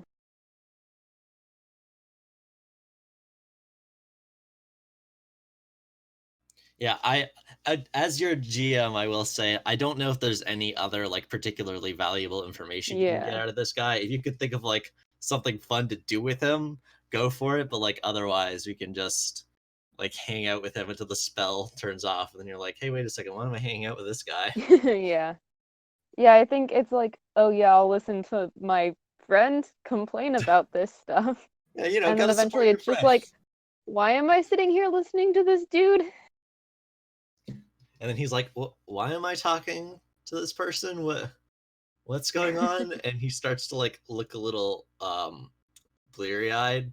And then Also, given the there, fact I'm in his brochures, yeah, I assume. yeah, and you have a moment, but like as your like friendship spell wears off, you realize that like you're here. This is your enemy. His printing press is right there. What do you do? Uh, is it up on a table? Is it down on the It's just like floor? on the desk. It's like pretty small. I'm imagining it the size of like a modern day printer. Like you could hold it in two arms, maybe one arm if you're strong enough. Um, Yeah. And it's actually probably a little smaller than a modern day printer because the paper size, they're like little zines. They're like fairly Yeah, okay. minuscule, and it's like printing them out one at a time, so it's probably only a little bit thicker than they are. But it has some Cool. heft to it. I would, yeah, no, Everyone I say definitely would smash like in the to. chat. That's exactly what I was thinking. I would like to smash this printing press and then run out. Okay. Um, Do you have? Yeah. I can let you just do that, like if you have a thing to smash it with, because I don't think you do it with your hands. I You have like have weapons, my don't you? packed. Yeah, I have my packed weapon. What is that? Out of Um, curiosity, have you put any thought yeah, of I was what that looks trying. like? I was trying to send an image, but let's if it works. But it's kind of like a sort of like a Kopesh or like scythe adjacent kind of deal, Oh, cool. keeping with the like nature sort of theme. What makes it like? What makes it pacted to you? Like, is there what's like magical about it? Um, Let's see if I can make this show up in the chat for the stream. I think it's like it's tied to There it is. my patron also, and thus like I think it's the same sort of like weird sort of stone naturey stuff that my mech is made out of. Cool. All right, so yeah, you pull that out. He's like, ah, and like falls over backwards in his chair. And this thing has Bane on it, which means it like can destroy tier 2 things, which means it's definitely strong enough to smash this printing press and like probably slice up the pamphlets too. What does that look like? Yeah, it's a tier 2 printer. It's probably, well, the thing is it's probably a tier 1 printing press, which is why this sword is so strong against it. Yeah, do I just like I think I just go like all the way through the printer and like down into the table.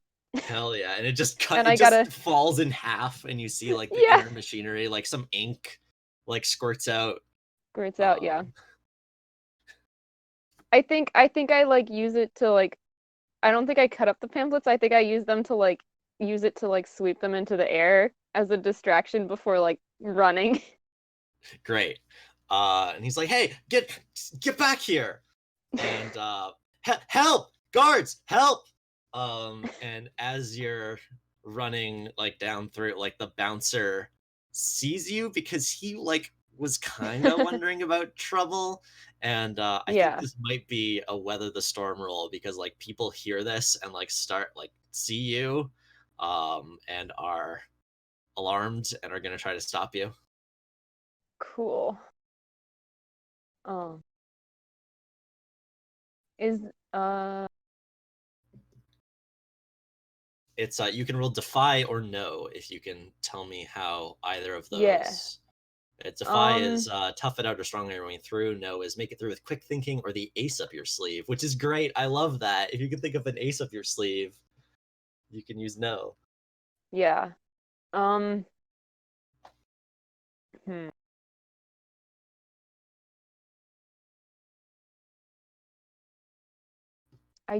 I think I'm just sort of trying to like I'm just strong arming it out. I'm just trying to like get out of here. All right, give me that plus defy then.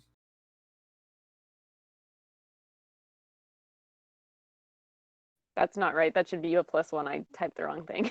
Well, it's So that's still a a 7. partial success. So on Yeah. 7 to 9, you succeed, but at some cost. Your director will ask you to settle for less, take a risk, or make a difficult choice. I can't think of any too fun difficult choices here, and I want like you do get out okay. So I think you're just gonna like you just get like beaten up. Like I think like a fist swings and like hits you, and you stagger a little bit or Yeah. something like that. So people get in your way, and you're like a little roughed up. And in fact, that's the name of the risk I'm going to give you is roughed up. But you like Okay. can get out and like burst through the door, and just in time, to see the duel having finished. So I don't know what your reaction to that is, but there are swords drawn and like red lines on cheeks. And I have to do something humiliating. Yeah, you do. Yeah. Cut to Elamine in a chicken suit.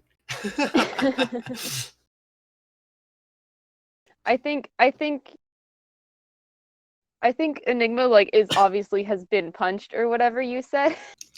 But also they're just like roughed up. I think they're just sort of like they stop and they're like, really, you got in a fight in this time?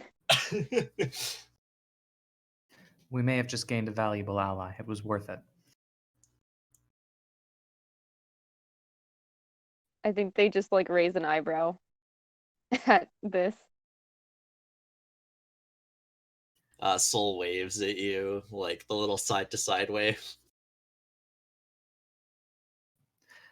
The crew will be in touch about getting you your payment. Now, if you can't come up with any ideas for your humiliation, I'll be gone. Oh, I have ideas. Why don't you show me back to where you all are staying? Yeah, I think she like nods and invites them to. We should probably move anyway. It seems like your friend has caused a bit of a kerfuffle in there.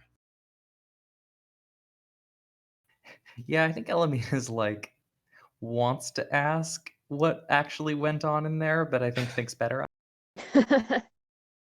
Yeah. They'll probably explain later, but not around Soul. Yeah. All right, so cut to Riley leading Ingrid and Surge to her secret base, question mark. She walks a little ways, and then eventually, like, you go to, like, the lip of the island, like, where it drops down into just, like, it's nighttime now, so it's just stars down there. And, like, the moon distantly beneath you, which is neat. And she, like, goes behind a bush and like scuffles around a bit and is like, here it is, come on over here. And when you do, you see that there's like a rope ladder that's like partially secured to the side of the underside of the island. She's like, don't worry, it's safe. Torch will catch you if you fall. And he flies down underneath the ladder. And so if you follow her, what was that? So reassuring. Oh, thank you. She laughs. This is like, well, gotta keep things secret. And she climbs down and leads you through some like a little cave that leads out into like a wider cave with some torches and like a magical lamp like lighting up most of the room. And there's a bunch of kids with dragons in here. And they're wearing like not armbands, because that's like Nazi. They're wearing like cool headbands with like a little logo on it that's like I think it's a rock that's been like, it's a shattered rock, because the whole like the imperial flag I think is like something to do with earth, and might be like it's probably a globe actually, like what people say the world used to look like. And so it's like a globe, but it's been like smashed, so it's individual islands sort of. It's kind of complicated graphic design. But you can probably tell from that these kids don't like no empire. And a few of them like look kind of suspiciously at the fact that there's an adult here. But Riley is like, everyone, I met the Sky Pirates. And the kids are now suddenly quite interested and like start like hounding you. They're all like probably like 14 to 18. They all have dragons at various ages. This is like a big cave, and like I think the dragons are because they're lizards. They're probably like huddled in like a warmth puddle. Like they're all like snuggled up against each other, and it's cute. Yes, one of those classic warmth puddles. Yeah, well, lizards do that. Like if you have multiple iguanas, they snuggle, and it's really cute. So yeah. But some of the dragons like blearily open their eyes and like look at you. And yeah, you get hounded by teens asking you questions. Yeah, that's right. I'm the hero, and I'm gonna save everyone. And he says, Surge kind of says, "So what's the plan? Are you guys gonna ride out tomorrow?" Well, Riley like looks around and is like, we kind of have a plan, but we were hoping you might, you're sky pirates. You fight the Empire all the time. A lot of us haven't, fought anybody before. Can I read the room? Yeah, go for it. Okay, so I'm gonna roll. I can roll plus talk to read the room when taking part in a conversation or discussion. Yes. I guess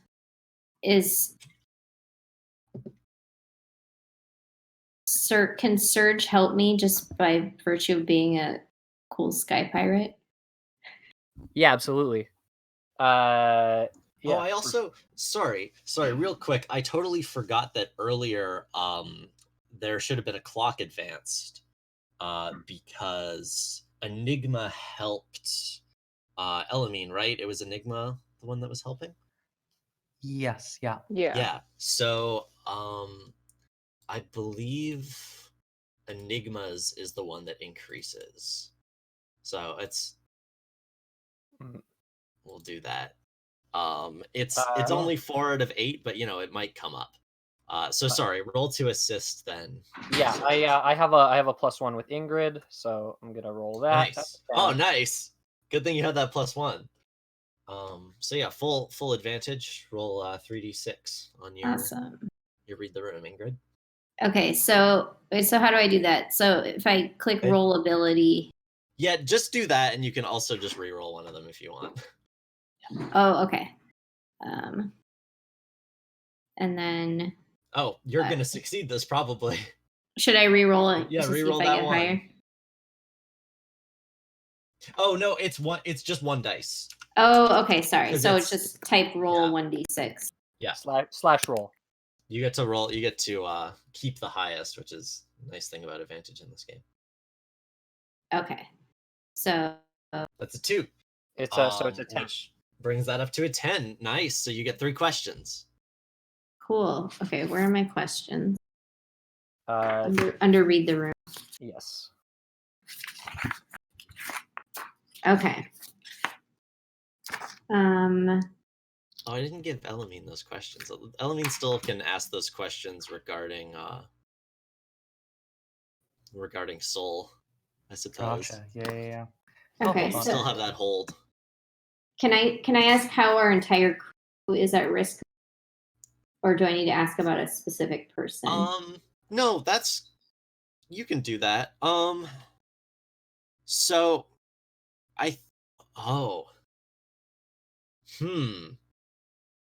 interesting. Yeah, they tell you that actually one of them saw something. They say like, yeah, so I was flying on Brightstar here, and I saw another ship, and I think it was an Imperial ship. I don't know. It's weird that they have 2, but that makes me nervous. I think they might be planning something. And they describe it a little bit to you. And it is the Terra Nullius, which is your nemesis. This is the Team Rocket of the show, the crew of the Terra Nullius. They frequently show up and mess with your plans. I hate those guys. I've described the Terra Nullius as a Shive-class Xeon warship, except it's black and gold and has a big sail, so you can Google that at your discretion.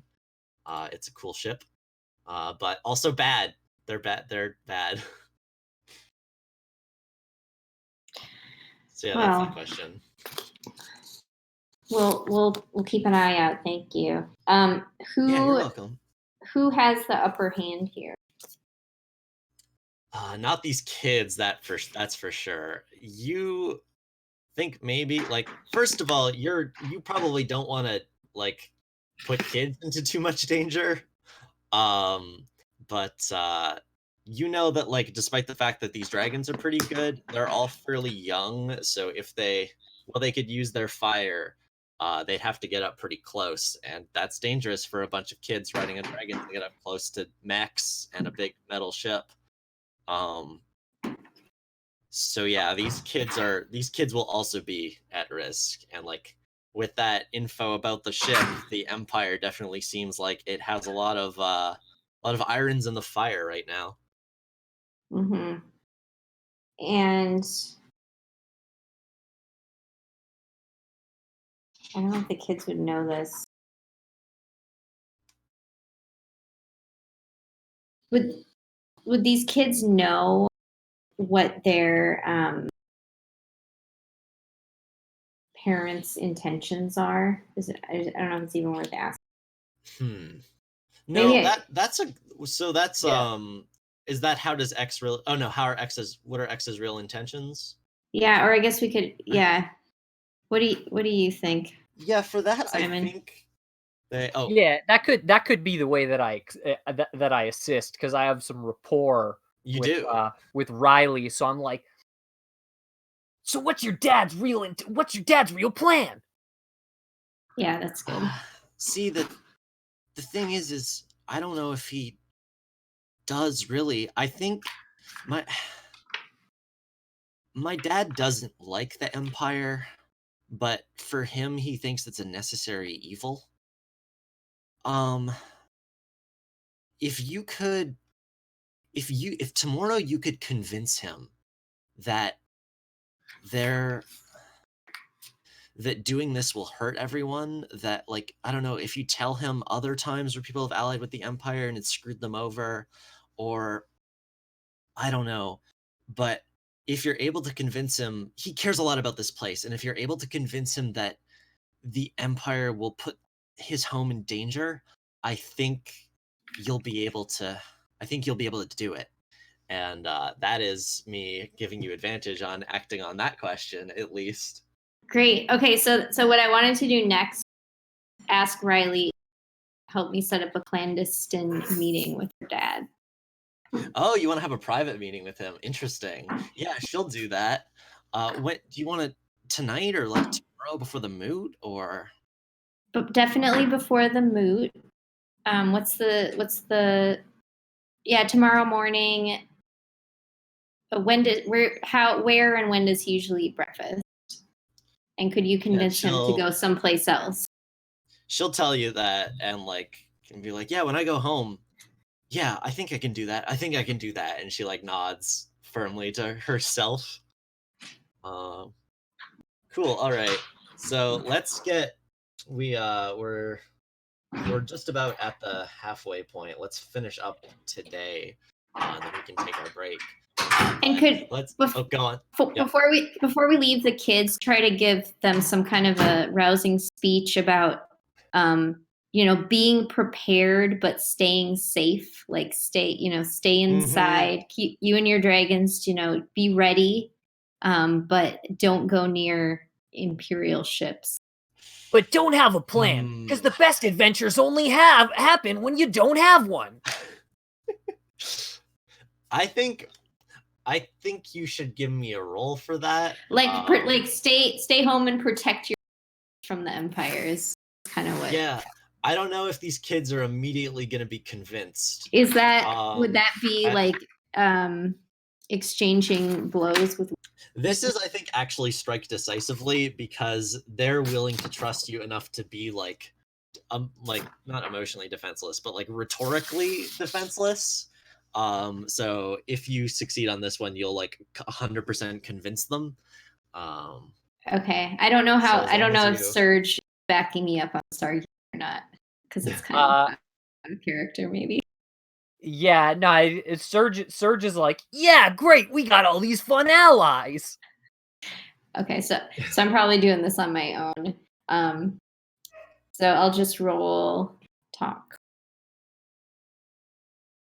7. All right, you succeed, but let's see. You get to choose one of these. You overreach or underestimate, take a risk. You waste ammo or words, losing a weapon until you can rearm, or losing the weight of some bargaining chip or piece of leverage. You strike carelessly, causing collateral damage beyond your expectations, which, like, I can see what that might be for this particular situation. Oh, okay. Yeah, if you have something in mind, let's. Like, I can go with all of them, but if you want that last one, I'll do it. What would so if I take a risk, that's just something that is going to affect me going forward. Yeah, if you take too many risks, you're defenseless, and then people can make you roll bite the dust, which is bad. Well, I may as well take a risk because I don't have any yet, and we're like almost halfway done. So I think your risk is like expectations. Like they really are. They like listen to you, and now you like maybe feel a little bit like all these kids are like looking up to you to be the one to like save them in this situation. So you're like feeling the weight of their expectations a little bit. Oh no, more teens. Yeah, exactly. Yeah. All right, Isn't now it we great. cut. She's like the best big sister ever. We cut to a clothing store because Soul has figured out what the humiliating act that Elamine has to do. Oh my and god. It's wear the outfit that they think is that they like can tell is the one you like the least. Oh my or god. like that least fits with your like general fashion sensibilities. Yeah. Can Enigma be here taking pictures? Absolutely. Oh my Or god. whatever the fantasy equivalent is. I love the idea of We it have being like an cameras. old like daguerreotype camera where it's like it's got Yeah. like the like weird accordion part to it and is like really big. I don't know where you were keeping that, but you totally have one. It's overalls, by the way. Is the fashion? It's overalls. Oh my goodness. Exactly what Surge wears. Yes, exactly. It is It's literally just those big puffy pants. It is a copy of Surge's outfit. That's very good. They're like laughing and are like, all right, you got to wear that all day tomorrow. I'm looking forward to that. All right, now you hold up your end of the bargain. Yeah, don't worry. I'll go talk to your captain. And yeah, we can do like some quick montaging of like you going back, like Soul being handed a big bag of money, the kids like listening to you, Riley talking to her dad, and then you have the big feast, and probably enjoy that a lot. We won't linger on that just because I want to get some action going on here in part 2 of this episode. Yeah, for sure. Yeah. And so then you all go to bed, and the day of the moot is on the morrow. But for now, it is about at the halfway point, and we can take our break here because this is a good stopping point. So we will reconvene in 10 minutes, if that sounds good. Cool. Yeah, Before yeah. we reconvene, thank you everybody. We have surpassed $1,600, which is Nice. super dope. Yeah, I'll probably read some donations out when we start back up again after the break. Awesome. Yeah, see you all on the hour. Mhm. I'm gonna go stretch.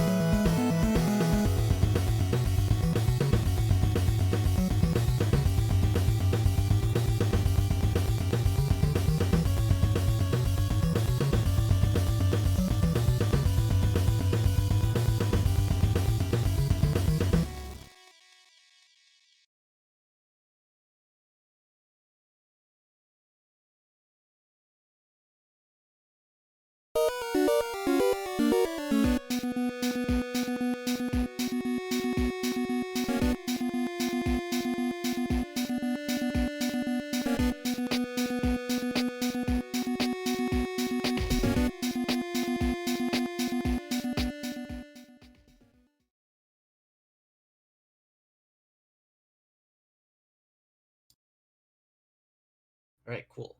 Oh yeah, I was going to read some donations out. I can just see that if I go down here in the link, right? All right, I don't know how far back to go. Maybe just the last few. I'll do, yeah. All right, so hey, let's push past half then, says my armor is Saint Bernard.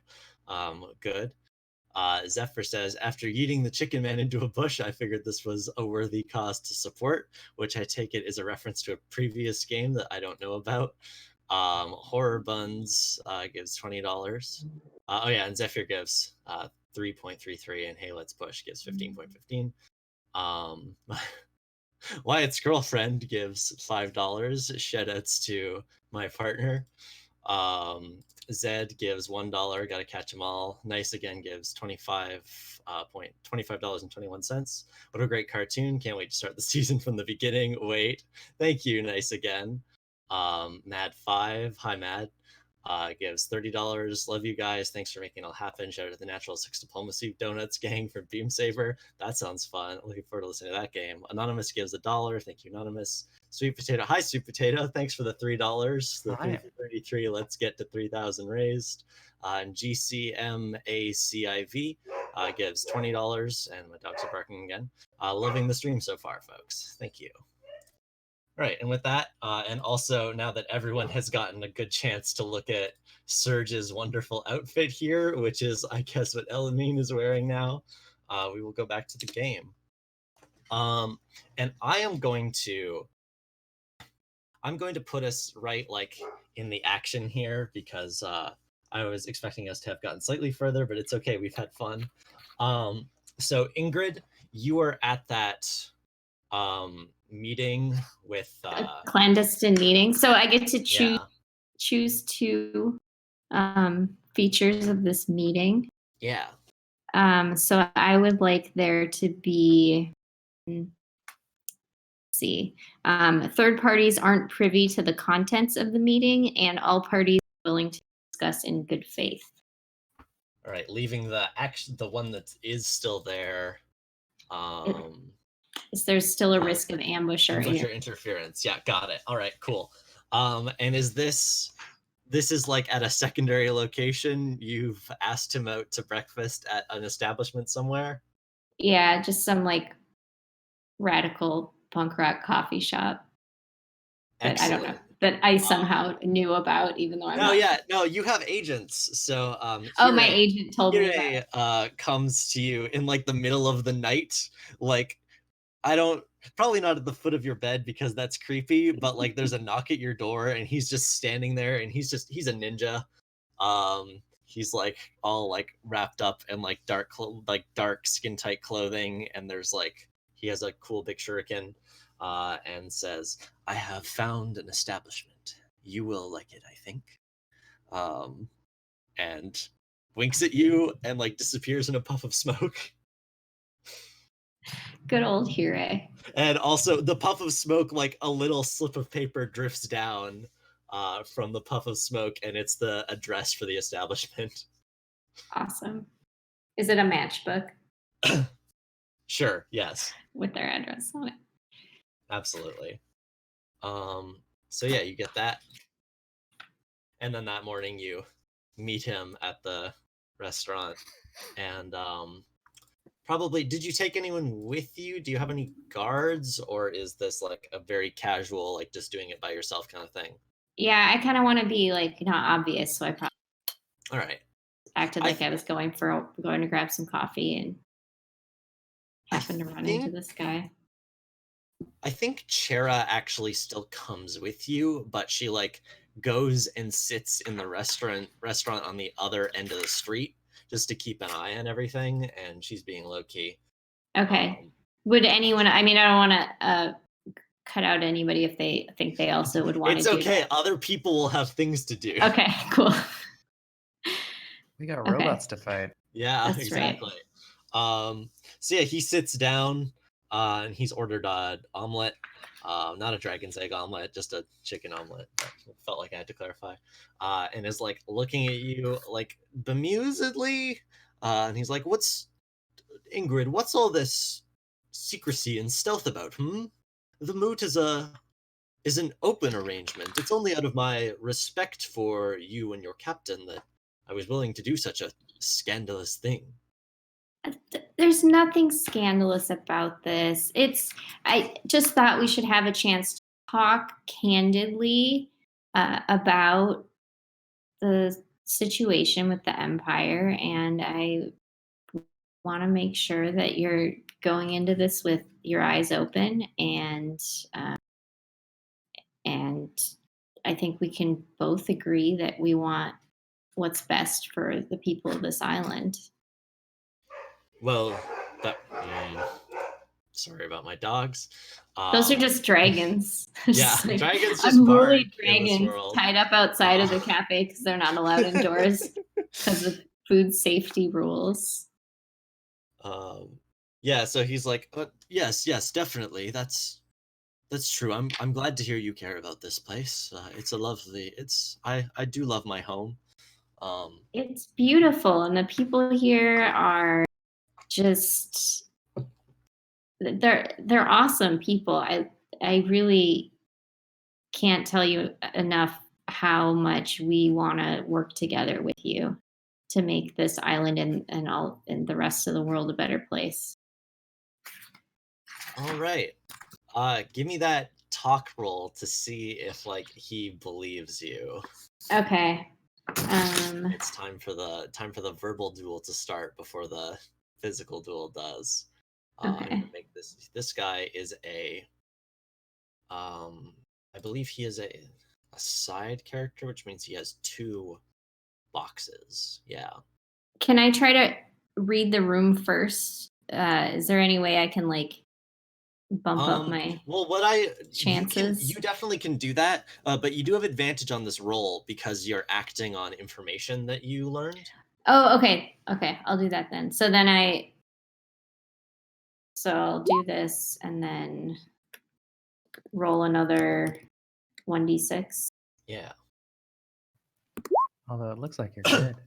Yeah, we Well, good. Oh, did you hit the button a bunch? Huh? No, I just hit it once just now, right? Or did those were all from before when I was because I think all those other rolls were from the kids. Yeah, you were rolling a bunch. Yeah, I thought that previous 2D. I thought you just rolled that the 7. But no, that was from the. No. So I just rolled a 6 and a 4, and then Yeah, you're good. You're good. You got a 12. So. So when you on a 10 plus, either your opponent takes a risk or you take a risk and you put your opponent in peril.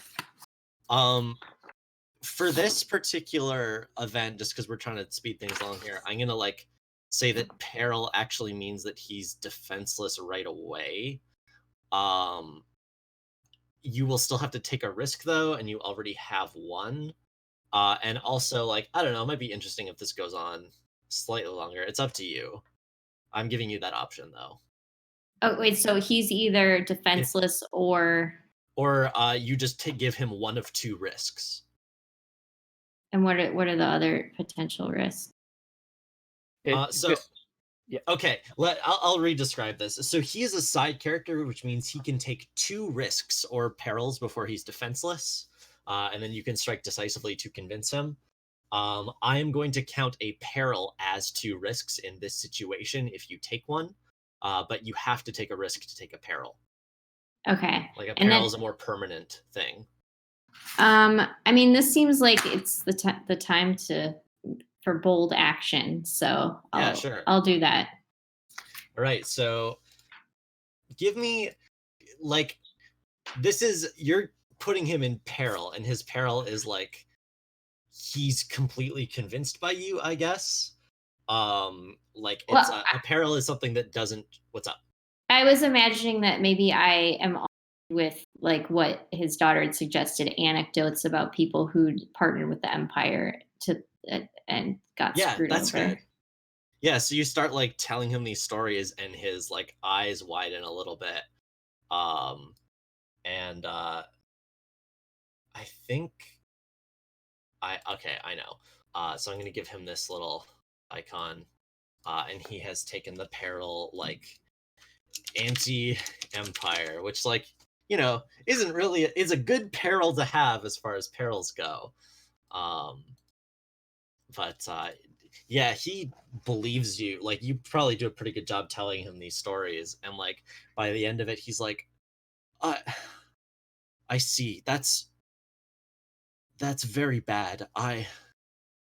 If I had known they'd done such things, I wouldn't. Oh, I've made a mistake, haven't I? What It's not too late to fix it. what do I do to fix it? What should I do with my people? I'm not sure anymore. And your risk is like entangled. Like he's like brought you in to like he's put more responsibility on your shoulders kind of, but this is different from expectations. This is more like he wants you to like be involved in like helping them. Right. Isn't that what we were like offering though? We're Yeah, like but like partner with us and we can help you. this is more in this specific situation, it's you, instead of a foreign diplomat, he's treating you more like a like compatriot on the political floor, if that makes sense. Like he's bringing you closer into the situation, which means you're further involved, which means it's more responsibility on your shoulders. Yeah, more than the average island that we might work with. Mm-hmm. So with that role, let's cut away from this for a second, because that morning, is this Hire again? I think no. You know what? I think it's Riley actually. So there's like an urgent knock at the front door of your little embassy house. Who answers it? Serge is asleep. It might be Ellie. She's definitely awake. Yeah, it gets more and more fervent. Yeah, if it keeps going on, it's probably Ellie. Yeah, I think Enigma's awake too. If it's very early. Yeah, it is probably pretty early. So yeah, when the door opens, Riley's like, guys, this is bad. I had, okay, Ingrid's not here, right? She looks around, and says, okay, oh, wait a second, I don't know you. Your people are in trouble? Yeah, Serge is here, right? She like actually backs off from you a little bit, like just slightly warily, and is like, so is Serge here? Can you bring Serge? I need to know that he's safe. I Ellie haven't met you shouts before. very loudly, Surge Electric, and then leaves. It cut into like spread eagled on the bed with like one of those bubbles that's going in and out of the nose. Like sits bolt upright. Oh, whoa! I'm needed. Just runs downstairs. When she sees Surge, and also like Mistral and Janus and Argus have like come down as well, and are like looking all bleary, and she says she's like briefly a little spellbound to see Mistral, even though she's like wearing like a nightgown and is like also and like probably has put her hat on, but like that's it outside of her pajamas.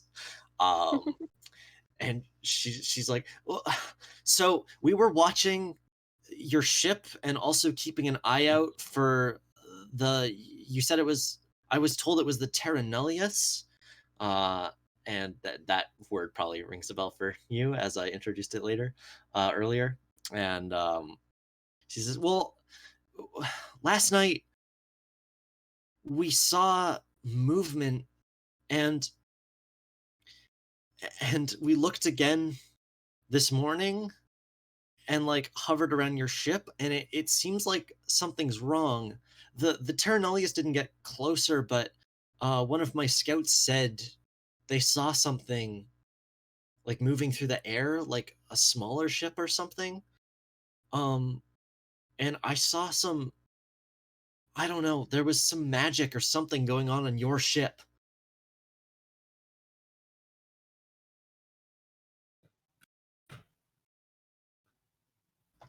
On Those- our ship? Yeah, Those dang Empire guys are probably up to no good. We better go stop them.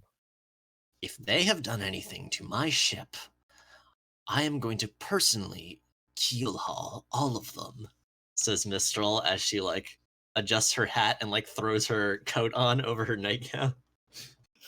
Hey, how do you keel haul someone on an aerial ship? It's bad. It's probably bad. You gotta hang down there. Oh They probably boy. hang you down there for a long time too. Yikes. So yeah, she like marches out, and Argus like follows after her with her pants. It's like, Mistral, please put these on first.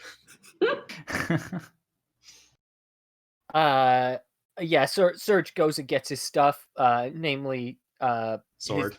his sword and his glider. Riley is like, that's a big sword. Yeah, just wait till you get to see me use it. Torch like blows out a little smoke bubble again. Smoke ring. There we go. I like smoke bubble. Smoke bubble. Smoke I was bubble still sounds thinking about your great. big snot bubble from earlier.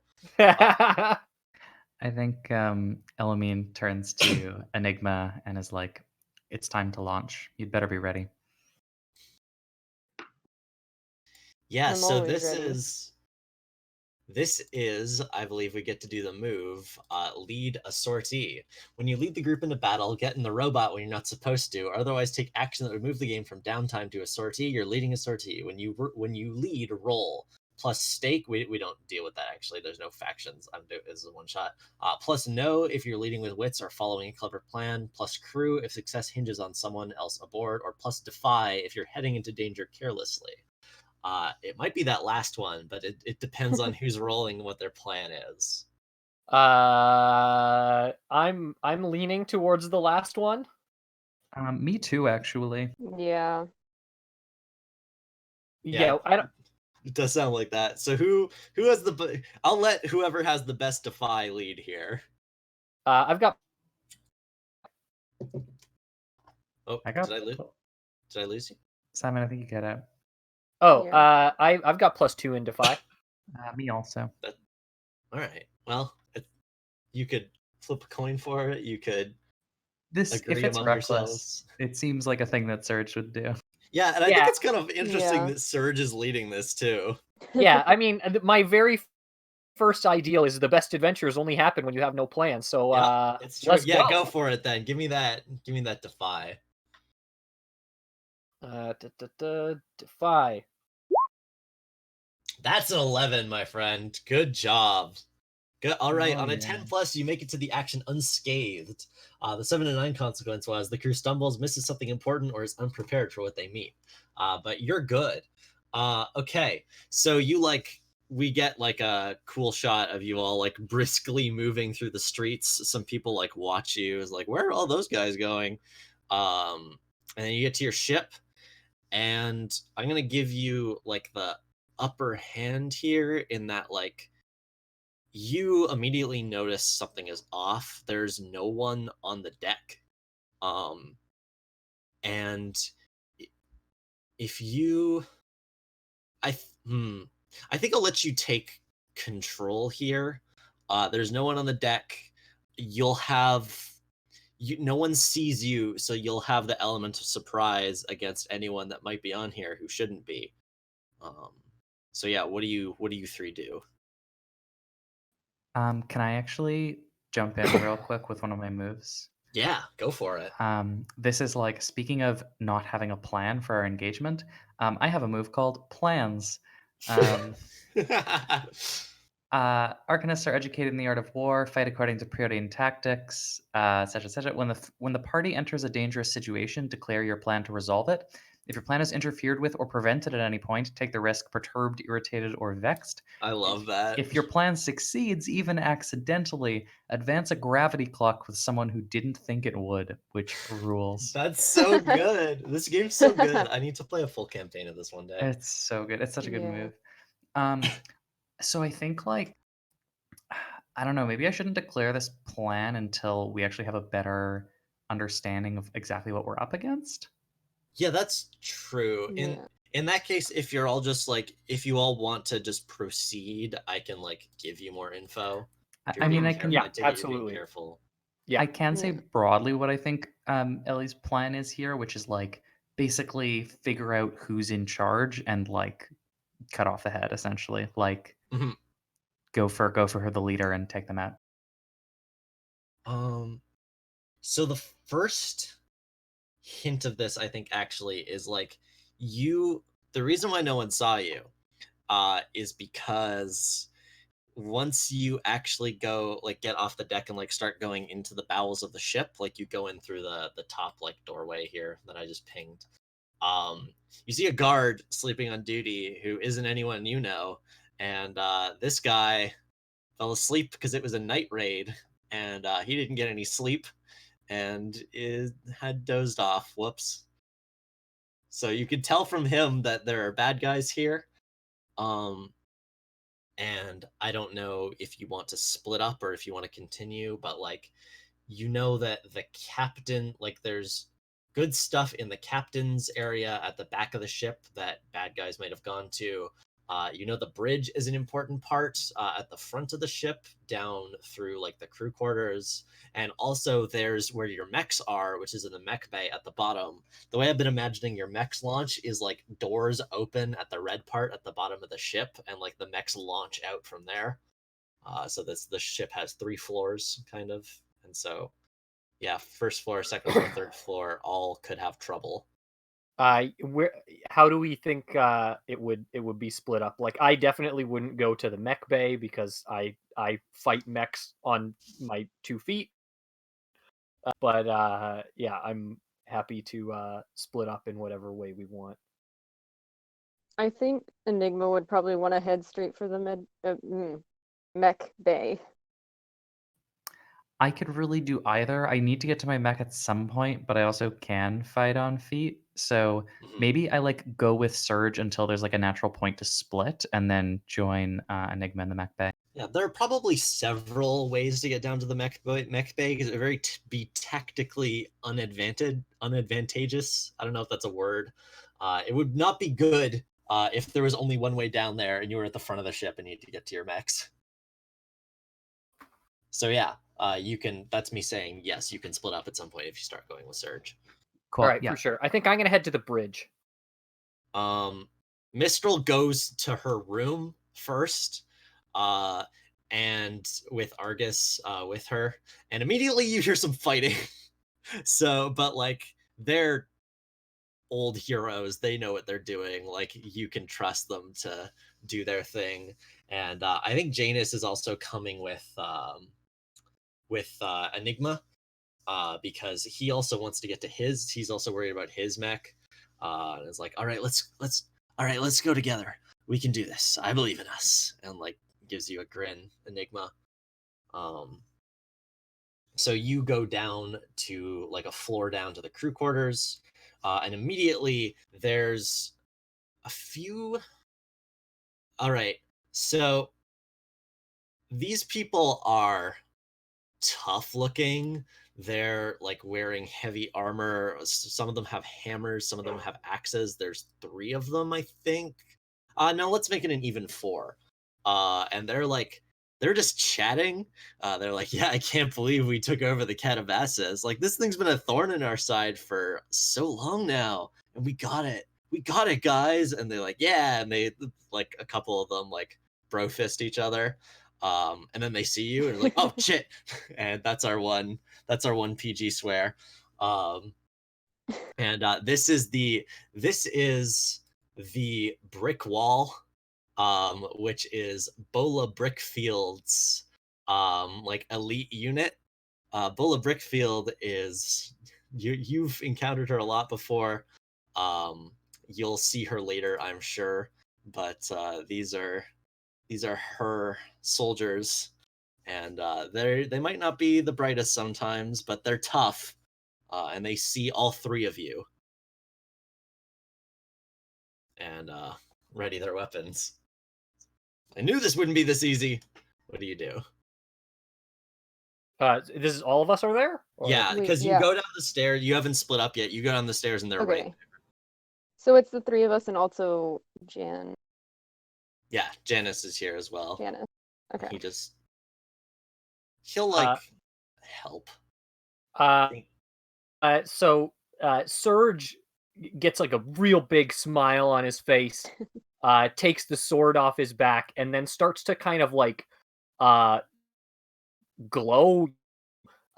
His hair starts to get even spikier, if that was possible. He's gonna start to unlock his power of the Blitz, which is really just the scout move that makes you strong. And Okay. he's gonna this isn't my strong as hell. This is just the base move for the scout. Okay. I will say, if you used strong as hell, these people would immediately be defenseless. Well, here's the because thing. they're people. Are they tier 1? Oh, you know what?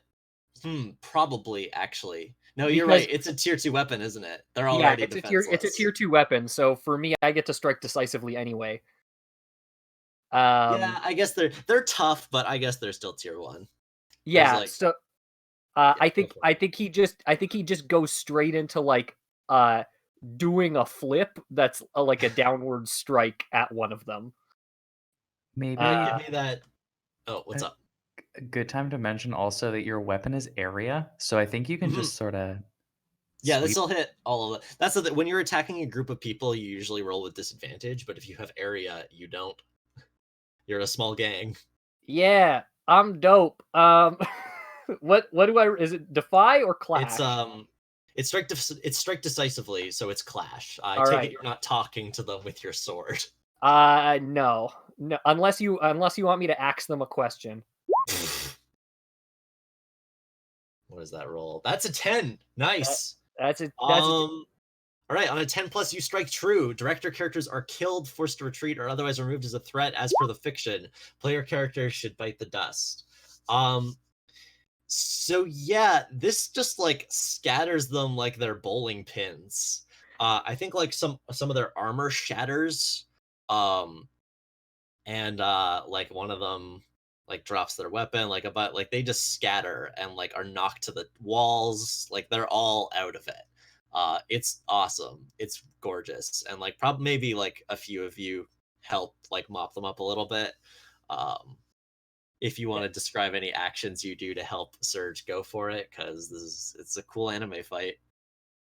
I do think Elamine is like impressive.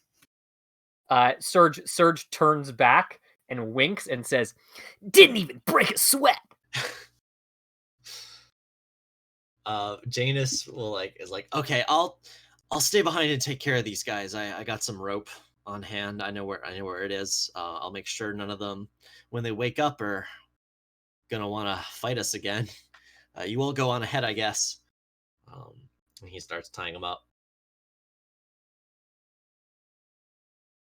Yeah, now you can split up. Although let's briefly go back to Ingrid. How are you doing, Ingrid? I'm just enjoying my coffee with my friend. Yeah. So when we last left off, Genos had like asked you like what do I do?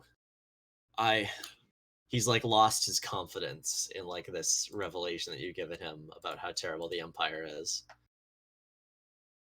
So I say you ally with us and refuse the Empire's offer. But who did we lose? It's all good. Xander's just popping back in. Oh, okay. Um, but if I ally with you, they'll go to war against us. We're tough, but I don't know if I could rally my people enough to get us all to agree to such a vast threat. I can't speak for my whole community after all. Well, I think if you do speak to your community, you'll find that they are not interested in Oh boy. being part of the Empire. I've talked to some of them myself. And you have dragons. Don't discount that. Yeah, okay. Give me another roll. Sorry with the dogs. So should I do? They're just dragons. They're just dragons. So should I do strike decisively now because he's defenseless? My excellent yeah, arguments. right. Yes. I'll put this Okay. anti-empire in the middle. And that's just another talk roll, It's another right? talk, yeah. Okay, but I don't have advantage anymore. That was for the last one. Yeah, no, you. It's a 7. That's a 7. All right, that's fine. Good thing you have that +2. That was not a good roll. No. But it's all right. On a 7 to 9, you succeed as above, but choose one. You overreach or underestimate, take a risk. You waste ammo or words. You strike carelessly. Feel free to pick one. However, if you pick a risk, you will be defenseless, which is bad. I don't know if I want to do that right now.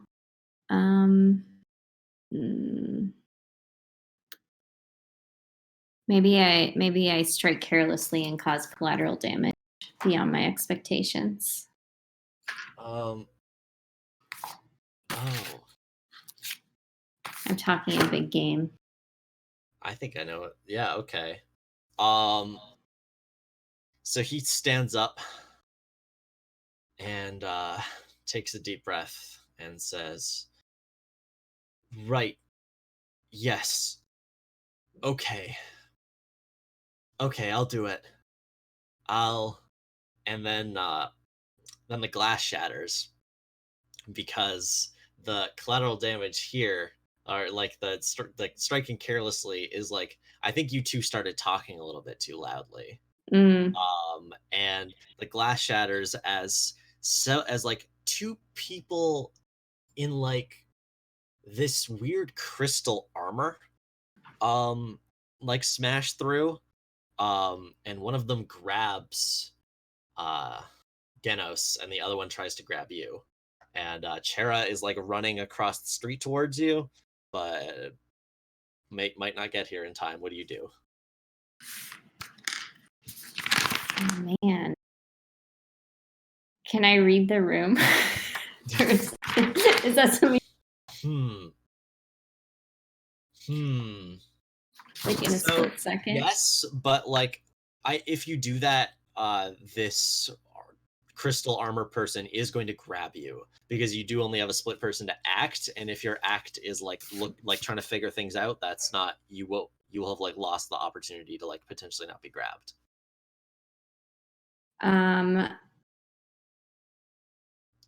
Okay.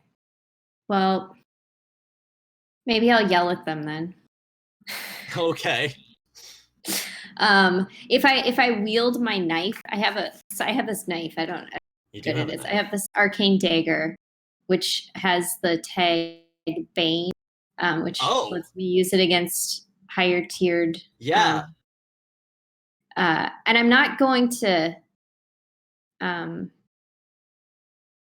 stab them, but I want to just like pull out my dagger and say, if you don't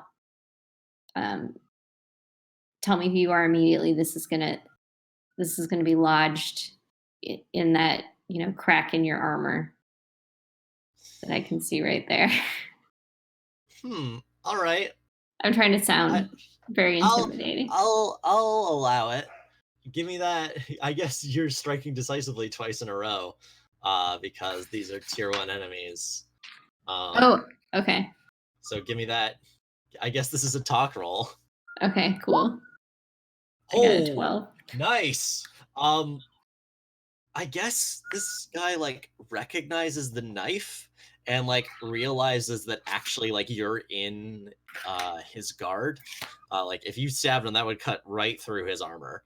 And he like holds up his arms, and now you have a hostage, and the other one has a hostage. And Chera breaks in, and also like the few other people in the cafe are like freaking out a little bit, and the owner's like, "What's going on? I don't like this." Uh, and with that moment, we'll cut back to the crew on their ship. Who wants to go first? We got the bridge and the mech bay.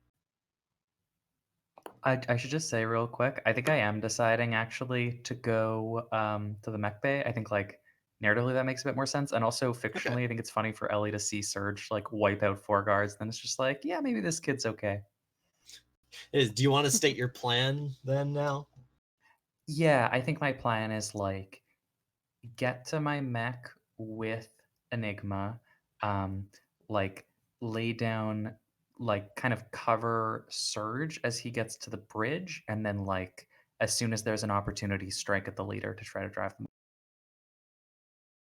All right, that sounds good. So yeah, as you go down the ladder to the mech bay, um, you see who's here. I think Bola's here. You see Bola, who she had like posted her guards up there, I guess, but she's like going up and down, and there's a few technicians that are like starting. No, I think they have. I think they have done it. They've like put like fasteners or like locks of some kind on your mechs. I'm not quite sure. It might be like these rings that go around them that like you latch on to each side that like keeps the arms from moving. They're like gigantic handcuffs for mechs, I guess. Um, and Bola Brickfield is a black lady. She has like cool, like she's got like a dreadlock ponytail, like tied back, and it probably reaches her like upper back. And she's wearing like bit like she looks like a World of Warcraft character, kind of. She's got really big armor on, but is not wearing a helmet. Like she has huge pauldrons. She's carrying a gigantic axe, and is like pacing back and forth, and like shouting orders, and but also like making jokes. Um, and she doesn't see you yet, and the technicians don't see you. What do you do? Um,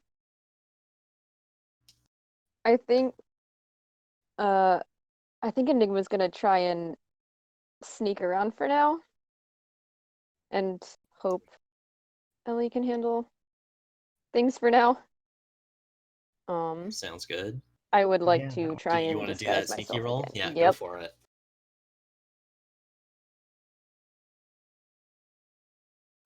Sneak around to like It's a my mech. 9. All right. Is this different from how it looked before, or is it the same sort of like Um, chameleon thing? hmm.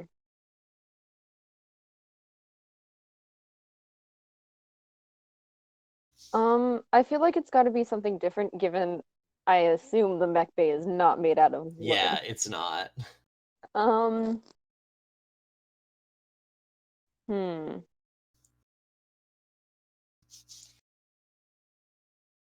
That said, I don't.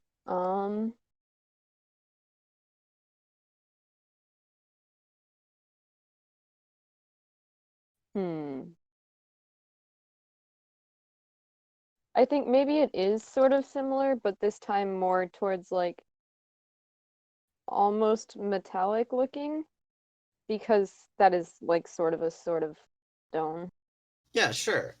Um, so yeah, I think the downside to this is like it's from a distance it works, but if you get up close it won't. Okay. And well, I will let you like I think I'll give you advantage on any like attack you make like this, but not like if you had fully succeeded, I would probably just let you like inflict a risk like for Okay. free. But you will get advantage, so that's good. Gotcha. All right, what is Elamine doing? So here's the thing. The way my mech is, I don't know that it can really be handcuffed. Yeah, that's true. Um, it's Yeah, that's what I was thinking. on mine. That's the rings are like yes. So they probably didn't prepare them so like it's this is a cartoon. I've given you this so you can break free from those easily, but you're right. It is they do know your enemy. They Yeah. know their enemy. It is kind of silly that they have these, Can but whatever, I- it's fine. Can I try to? And I think we're probably getting to the point, everyone's favorite point, where I'll need to describe my mech. Can I try to use my magic to like gather it to me, basically? Oh, cool. Yeah, that sounds like a weave magic. That works. Yeah, because I'm trying to like gather all of the water to me. This will make sense in a minute. But first, let's see if the roll succeeds. Yeah. That's a channel. I think it is just you. Yeah, if anyone in right. the stream I was hears getting it a live little bit robotiness- earlier, but Oh, every once in a weird. I while. haven't been But hearing I any don't think the stream robotiness. itself was, so I think it's just Discord. All right. I can't see my roll. How did I do? You got an 11. You Oh, hell fully yeah. succeeded. Hell All right, what yeah. does this look like? Take the That's reins. what I like to see.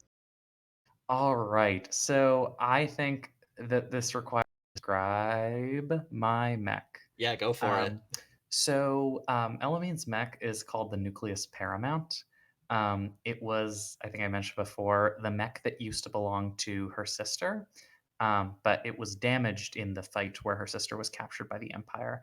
So the mech itself is sort of like a big old pool of water. Like its body is just sort of like a big blob of water, and then it has sort of like a cockpit command unit in the center where that's like metallic, and that's like where you sit.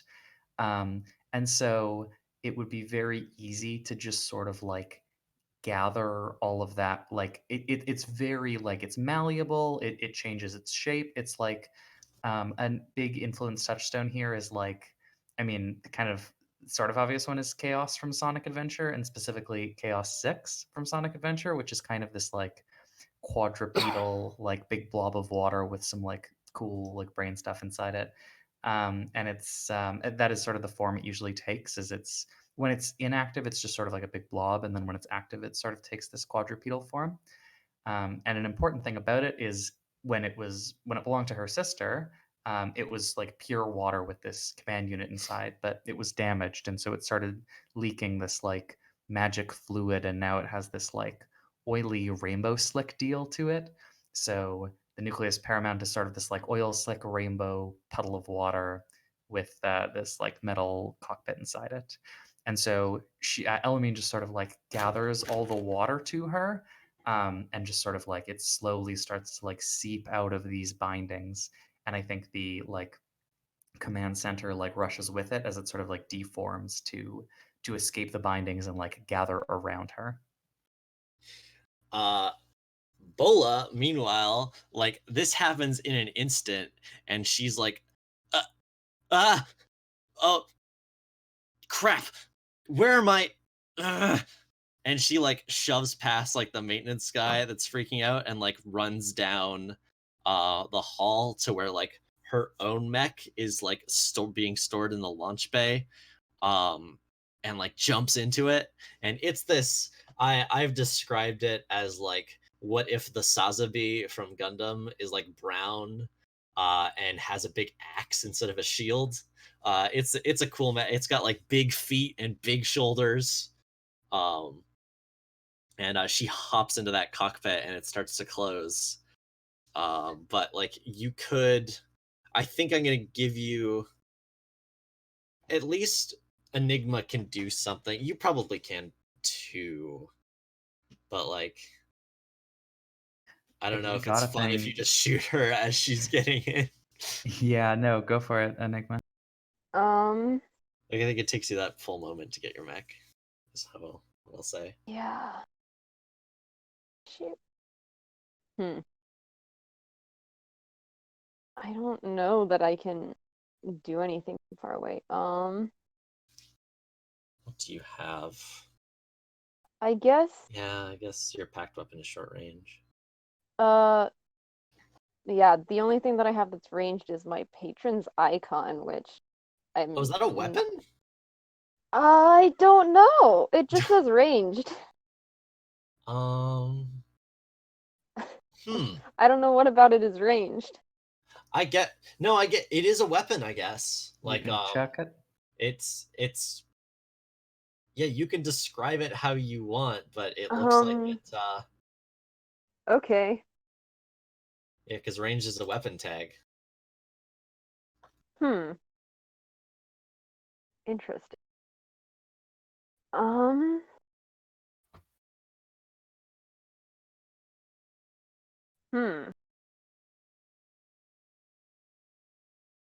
Now I'm trying to figure out how You know what? You can patron's think about icon that. is And ranged. we'll Yeah. jump over to Surge. Okay. So Surge, you're heading for the bridge. Absolutely. All right. When you break through, there's like a brief tableau as like Soul is here, and they're like walking around with your other longtime foe, who is Chasen Solnatus, who's like a tall white guy. He's wearing like vestments. He's got the like shoulder length like anime boy hair, but is like a classic. He's very like put together. He's like probably got a angular face, and is just like talking with Soul, who is like fast talking him. They're like, yeah, so I heard that you were gonna stage this little ship hijack thing, and so I decided I'd just mosey on over and help you all out. And he's like, how did you hear this?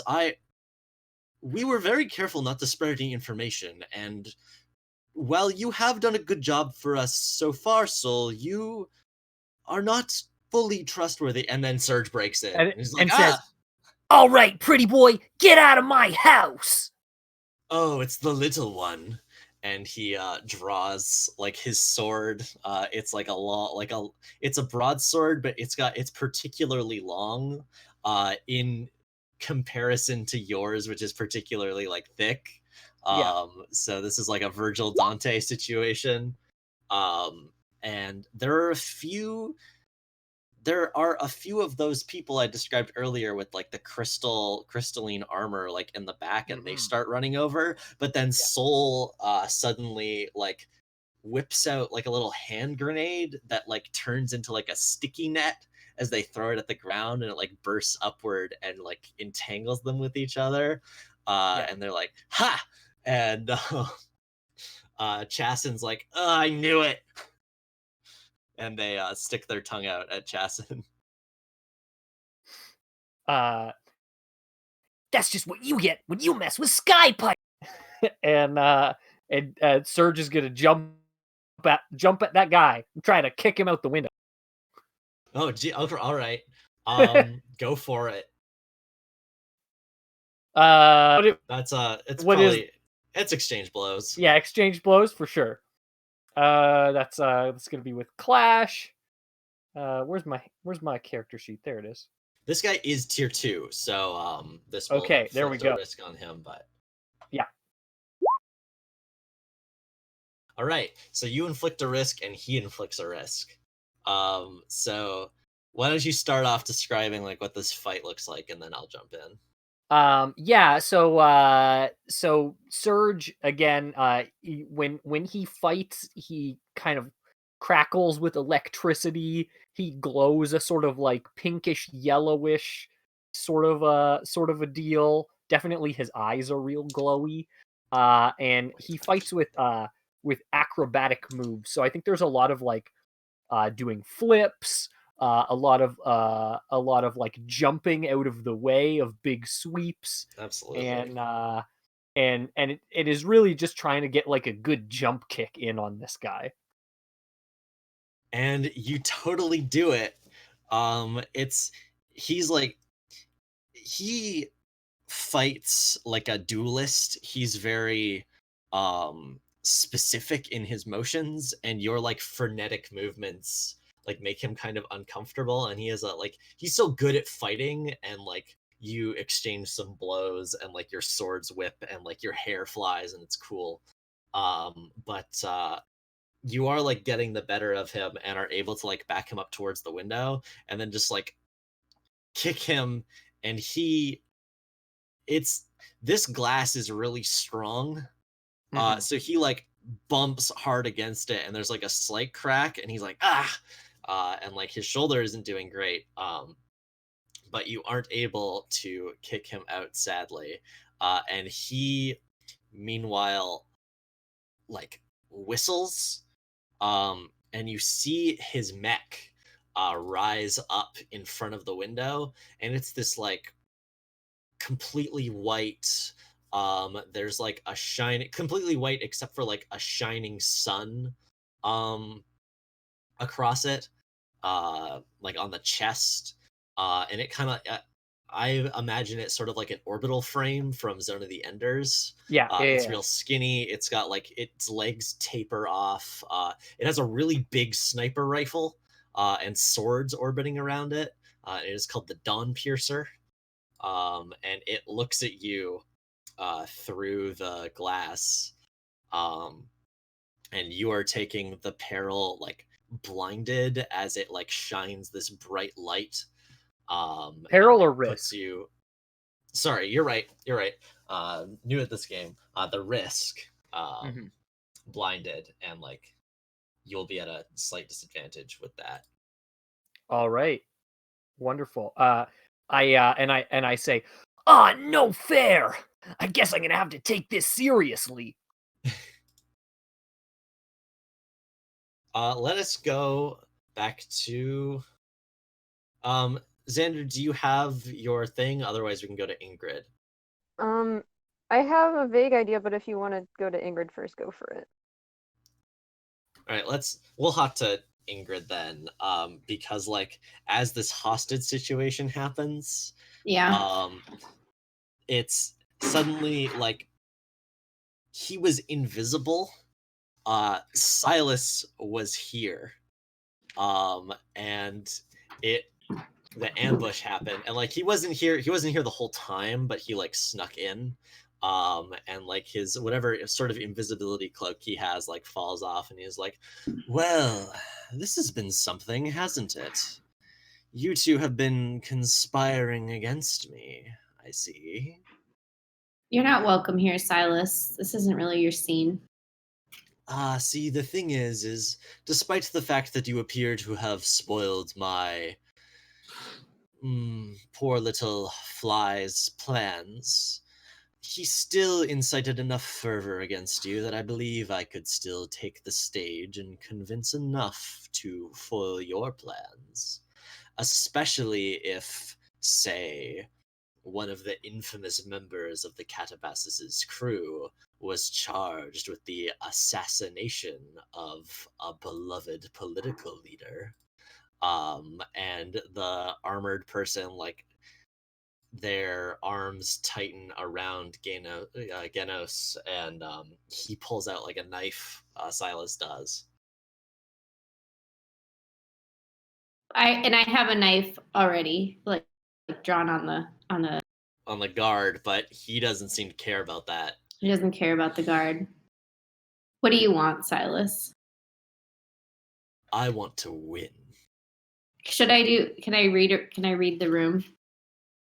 Yeah, go for it. You have a moment here. Okay. He's toying with you, so like, he's not gonna immediately go stab. I'm gonna roll. Genos, who is like not happy. Okay, so I got an 11. Oh, nice. Good job. So okay. you get 3 questions. Okay. What's being overlooked here? Silas hasn't noticed Chera, who has like, I think she's like snuck in and has pulled out like a magic rifle, and is like has trained it on him. Okay. What are Silas's real intentions?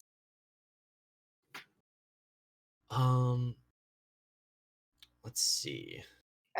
I think he's been for this one, honestly, like I think he's been pretty clear about what his intentions are. He's like he'll lie, but also he's very happy to tell the truth when he can like gloat. So yeah, it's does he spill anything else? You know what? Yeah, he does. I'll give you this. He's like, and of course, I have a backup as well. While we speak, your poor friends have quite probably lost their ship by now, and what a better way to further incite anger against you is, as well as an assassination of a beloved political figure, what if your ship perhaps staged a bombardment upon the moot hall? Okay, so we know what they're planning. And Hey, I'm gonna give you something here. You have listen bugs. I yeah. think those listen bugs can record audio. Oh, okay, cool. So I can be recording him right now. Yeah, I'll give you that to let you act on this information later. Thank you. And then I don't know which other question is the best. You can also save it if you want to do something else. Yeah, are they actually bugs? Yeah, I think Simon they look brings like. up a good point in the chat. Yeah, I think that they're like steampunk scarab beetles. Oh, cool. I can save a question for later. Yeah. Okay. Then I'm gonna sort of make eye contact. Oh, You know, I have some advice for you. please. Actually, you know what? No, I think this is fine. I think Chera having a gun aimed on him is enough to let you act on that information in this moment. I was just gonna say, like, if you're gonna attack him, like, you might want to ask something that helps you with that, but that's enough. So you will get advantage on that as well. Yeah, so I'm gonna make eye contact with Chera, and I'm gonna say,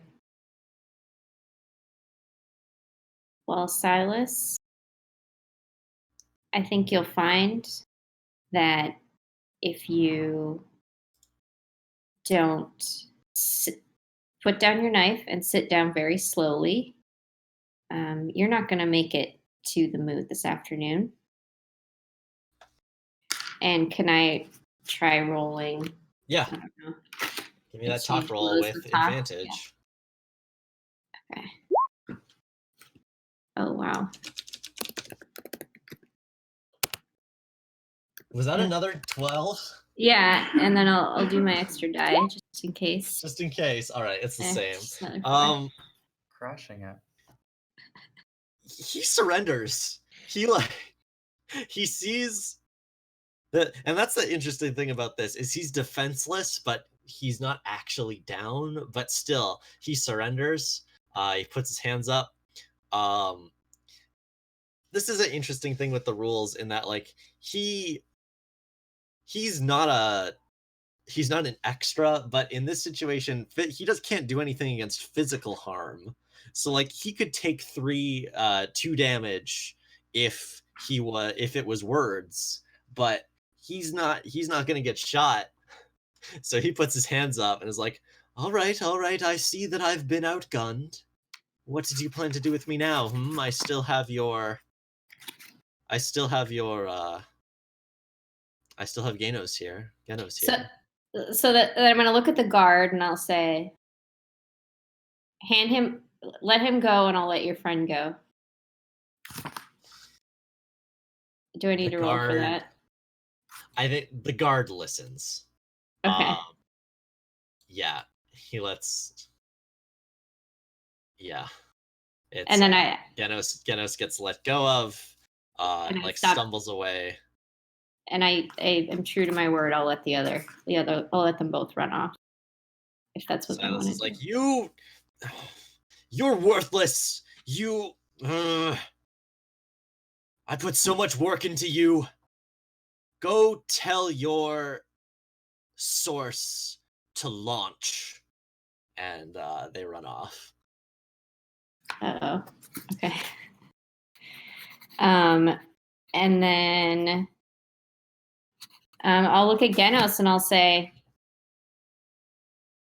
what do you think we should do with him?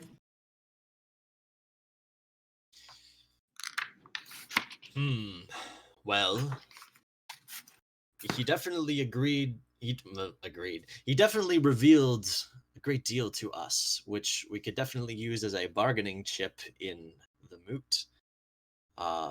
Let's bring him. Good job, by the way. You have thoroughly convinced me of your competence.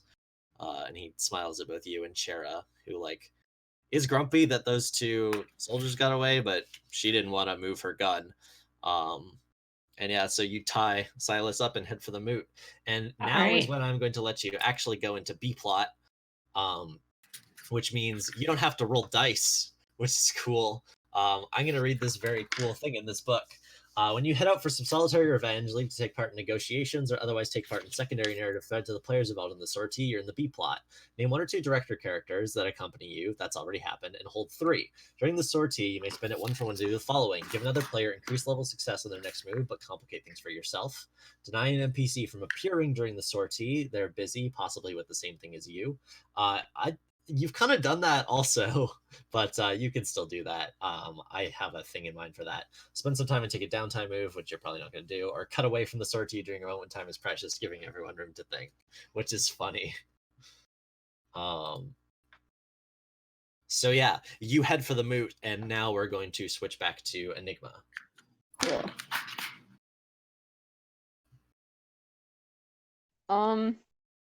So I think this patron what was it, icon is it looks kind of like, you know what a palisite meteorite looks like, with the funky No. How do you spell that? Palisite? P-A-L-L-A-S-I. Palisite. Okay, I got it. With all the cool. That's really cool. Different bits. Can we post this in the stream chat so that folks can see it? I'm also gonna just post this in the 20. But yeah, I'll pop it in the chat too. I got you. Oh, Super Potato did. Thank you. So yeah, it looks like that. What does it do? I think it's some sort of a magic beam sort of deal that shoots out of it. Yeah, and sure. then it hits the this beam hits the I guess you might have to roll, but it shoots out, and the intent is for it to hit her mech, and then it basically explodes, or not explodes, but blooms into a bunch of vines to cool. trap it out.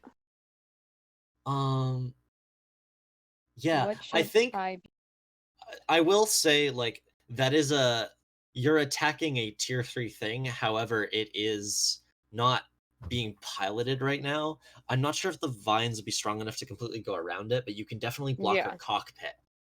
Yeah, that was my intent, to clog up the cockpit, not wrap it up. So yeah, give me that roll. This is you can't roll to do magic. You can't roll channel to fight people on foot, right? How do I tell if I can? I don't know. I think you can't. I think that's only. No, it's a specific move. Yeah, that's a special move. So yeah, you have to roll clash here. Okay. Gotcha.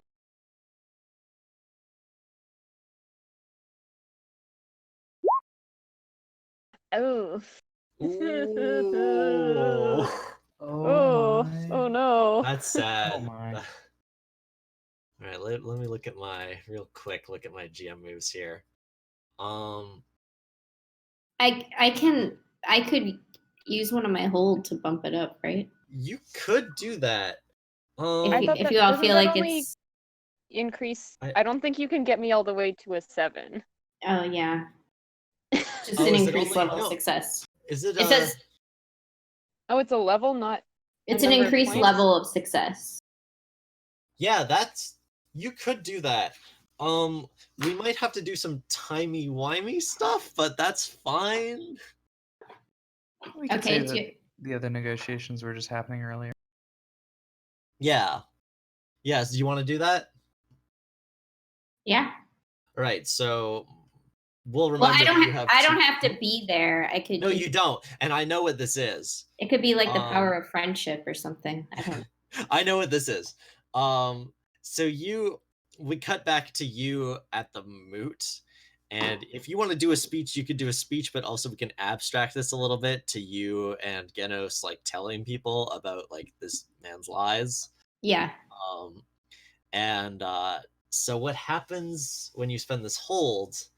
And what was going to happen? First of all, what was going to happen to Enigma is Bola just like lifts a hand and there's like an explosion of shrapnel, like earth shrapnel from her fist that just like jeez. hits the vine as it's going and just like knocks it out of the way of her cockpit, and she like turns back to you and says, "I see you over there, Enigma." And I actually let's do I just had the realization that I gave you advantage and you didn't reroll. So let's actually see real quick if this brings it Oh. up to a full success, because that will be meaningful. Do I roll another? Yeah, Just just roll 1d6? 1d6. I think you have to get a 5 or a 6 to bring this up, because you did roll 2 1s. No, okay. It was No. worth a shot, though. It was worth Uh-uh. a shot. So yeah, Yeah. she knocks it out of the way. And is like about to get in her mech to like hit you with her big mech fist when all of a sudden, like, I think the bottom, like one of the hatches on the bottom is open, and a dragon just flies in, and there's like a cool knight on its back, and they just like the dragon like wraps itself around Bola's mech, and she like stumbles away from it and is like, what? They're here already?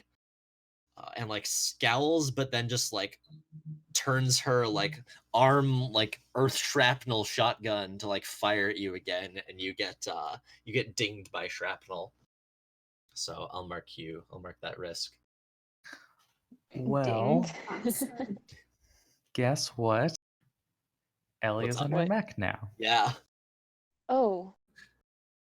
Oh no, that doesn't help. I already have it.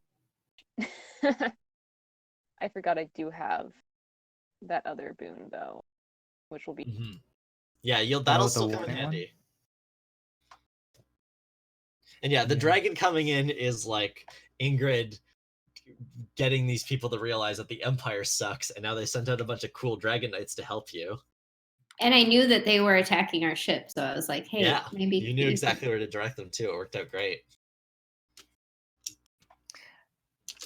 So should I go for it now? Yeah, absolutely. Sweet. All right. So yeah. So these like the water of the nucleus paramount is forming around Ellie, and she just like kind of gets like absorbed by the command module basically. And her launch phrase, which is kind of appropriate right now, is nucleus forming. So Yeah. her mech just sort of like forms around her and takes on this sort of like salamander like four-legged form, and I think just moves like shockingly quickly, just like surging towards Bola. And I think Ellie, who has a history here, shouts something like, "Bola, you will tell me where my sister is," and is going to, I guess, strike decisively. Yeah. I will And do Vola's answer after we see what this roll is. yeah, and I think it's also worth saying. So one of my weapons is a like water blades. I can't remember what the original one is called, but that's what I'm calling it for this, which is just like this mech just like kind of reaching out and like it's like one of its limbs getting formed into like a That's sharp cool. blade, which also has the tag decisive. Oh yeah, what does that do? I think it gives me advantage when I'm striking decisively. That is Interesting, exactly what it because does. the thing is, that's interesting because she's small, so you actually get disadvantage normally striking decisively, but Oh, it counters each other out, so you get to do just a regular roll. That's okay. cool. Because I was gonna bring that up, and then Right. yeah, you have that, so it's good you use that weapon. So this would just be clash then, right?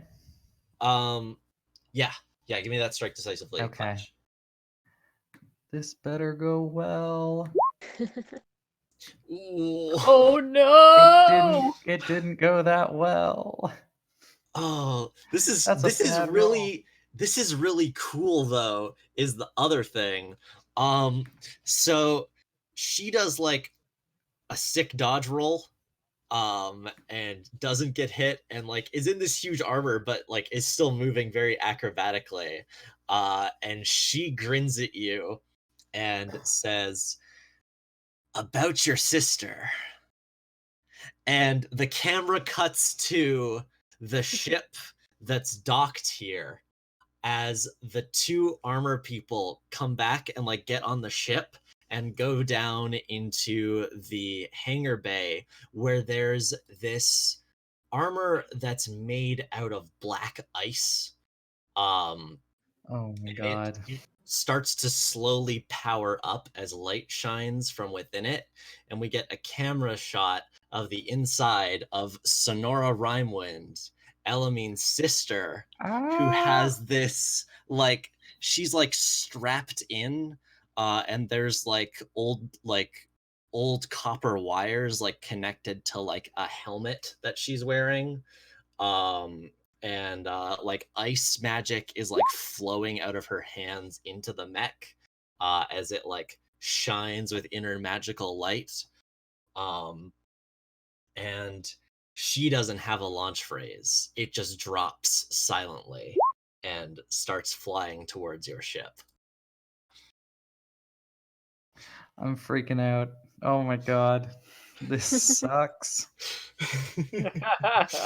And now we cut back to and also Bola's like Bola like punches the dragon in the face, and it like makes a squawky dragon noise and like stumbles a little bit and like loosens on the mech, and she like hops into her own cockpit, and starts like tussling with the dragon.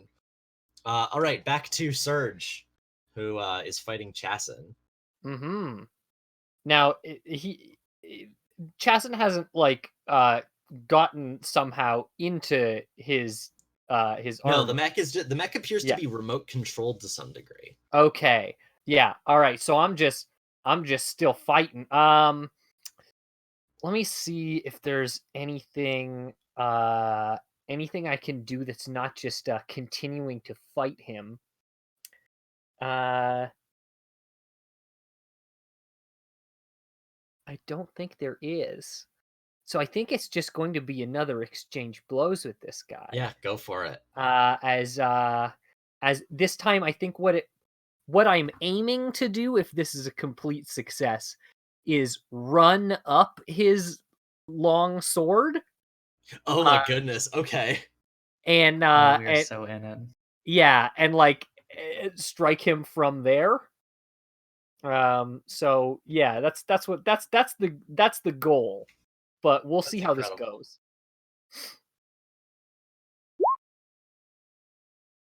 Oh no. Okay. You know what? I'm gonna be nice. Bola's here. I think. Wait, Bola? Soul. I have so many NPCs, guys. Soul is here. And they like. What's a cool thing they do to distract him? I think actually they just like so Soul has cool like light magic, and in contrast to Chasen, which is interesting, who also kind of has light magic, and they just like they're like I can also blind people and make like a bright light to distract him briefly, to give you an opening to jump on his sword. So give me a reroll. Like a roll with advantage? Yeah, well, give me a 1d6. All right. 5. Okay, so that's a 9 now. Yeah, nice. Okay, cool. So you do the thing, you run along his blade, and just like, what do you do when you get to him? Like, what sort of swing do you do? Oh, I think it's like jumping off of it and then trying to do like a big downward sweep. Okay. He like, oh, this is dangerous. So I think you like ping him with the sweep. Like he like like kind of awkwardly stumbles out of the way, and you've broken his composure a little bit. Another important detail is I think in the air while the camera is focused on he says something along the lines of like eat this. Perfect. And like he blocks it with his arm, which is interesting. His arm like hardens with like magical light around it. But like the sword just cracks straight through the light armor and it like shatters in a cool effect. And his like arm hangs like limply at his side, and it's like it might be broken. And he's like breathing heavily. He's all like, you know how when two characters are fighting for a while they get all like scuffed up, like the artists like draw like lines on them in various places to make it look Yeah, like for they're sure. bruised. Yeah, Yeah. he's like, that's happened to him at this point. um and he's not looking so good. However, you did also take a risk, and I think when the light like exploded, like some of the like the shrapnel actually directed itself at you and like flew at you. And like in the brief moment you had to like parry it, he charges in with like a lunging strike, and like slices along your shoulder, and you are now defenseless, which is interesting. Oh, that was my third risk. Yeah, that was your third risk. It's okay, you can keep fighting, but you're defenseless, which is dangerous. I mean, it's cool. I can still cool off. Yeah, you can. But let us jump now to let's see. Who wants to do something next? I think Bull is in her mech. She's fighting the dragon, so you have an opening there. There's the mech I would outside. like to get into my mech. Yeah, go for it. You have that moment still. Thankfully the dragon's here. Cool. Yeah. I guess I should describe it, huh? Yeah. So, Enigma's mech is the synchronous myriad. It's like a bunch of pieces that are cobbled together of what looks like stone and moss and all that sort of stuff. Its shape is sort of like an axolotl, but a little more towards like the dragon side of things. It's very cool. I Yeah. like it a lot. I'll also add that Janus hops into his own mech, which is like, it's not exactly a mech. It's more like, it's called the Windhover, and it looks like imagine a Final Fantasy 12 version of a Macross jet, which is two references. I'm sorry about that, but like Final Fantasy 12 has these really cool looking airships, and like just imagine like a more smaller, like angular version of that, and like maybe it can transform. Maybe we'll see that. I don't know. We're running out of time, so maybe not. But he hops into that, and it like launches, and he just says, "Janus out," and it like blasts downwards with like a contrail of condensed air. Um, and yeah, he's going down to do something.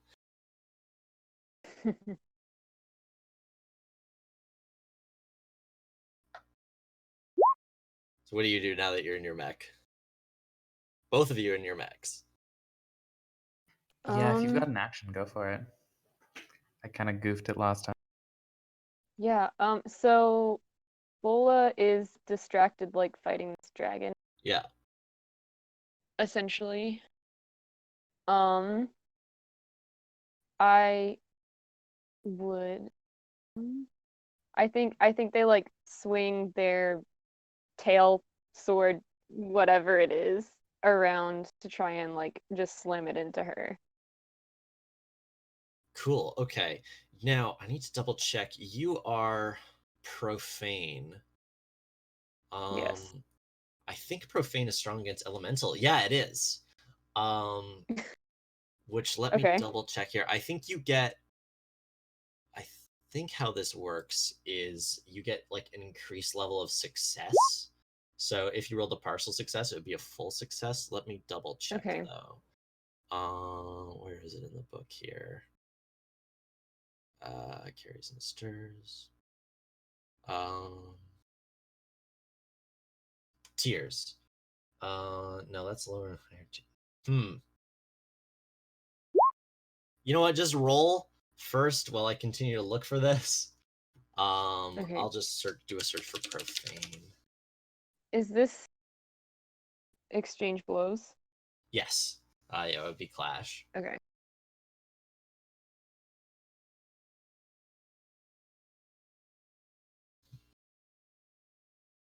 Closing with clash. Oh, cool. Right as I find it damn. too. Wow, you don't even need Oh this. dang. You don't even need this. You got that. Remember those 2 6s you rolled earlier before we started? They're back. They came to Yeah. you in your hour of need. Yep. So yeah, the tail just like smashes into this thing, and like I will give you let me each is particularly effective again, but in turn vulnerable in the same way. You've increased effect when facing an approach. Yours is strong against and reduced effect. Yeah, okay. So I'm just gonna say this inflicts. We're running out of time. This inflicts 2 perils. As like Okay. the first thing. So this mech has like shoulder-mounted shotguns, and I think your tail just like smashes into one of them. And is there like? Do you want to describe like another cool thing it does? Because I'm blanking briefly.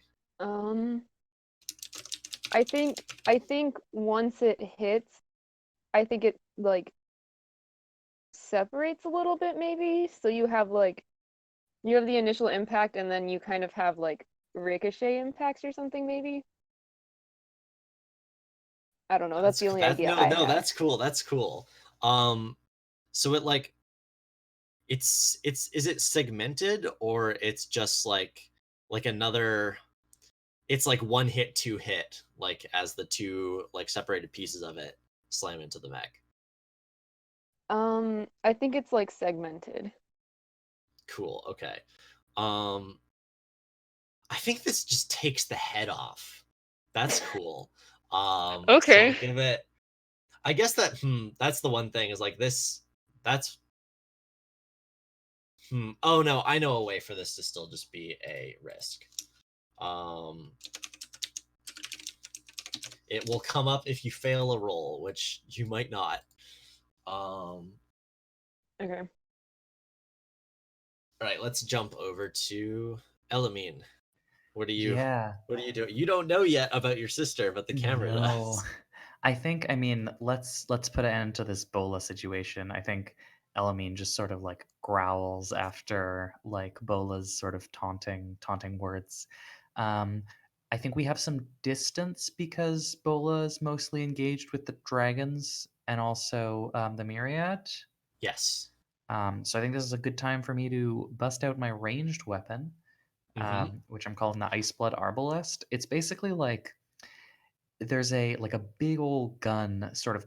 Maybe like let's be real about this. 2 guns pop out of like the 2 sides of the command module at the center of this big like cell of water, um, and it like shoots out the water that forms the mech, but like as it leaves, it freezes into like these big, just like ice bullets, basically. Um, like made out of the mech's sort of like oily water. I tried to look for good images of like ice, like oil slick water that had frozen, and like they don't quite get it, but imagine like I'm imagining it. I can oil see it. rainbow water except it's Yeah. ice. And yeah, just pumping away those blasts of ice. All right, give me that roll. You're striking decisively because this has Bane on it. Sweet. Um, can I spend a mana Oh, yeah. to roll with advantage? I don't quite get how this whole artifacts thing works and like what the artifacts are. Oh, But Because your thing that you have is +1 mana when you successfully strike decisively with another armor. yeah. Usually mana is to power that. Oh, I But see. I will. I think this is cool. I'm gonna let you spend mana to power up your arbalest. Thank you. That's what I was looking Fast and for. the rules, so that's okay. Thank you for taking pity after my bad roll last time. Yeah, actually, you know what? I'm gonna overkill it. I'm gonna use my ritual also Oh my to goodness. Okay. put one stat up and one stat down. Gonna raise my clash up to a 2 and my talk down to a -2.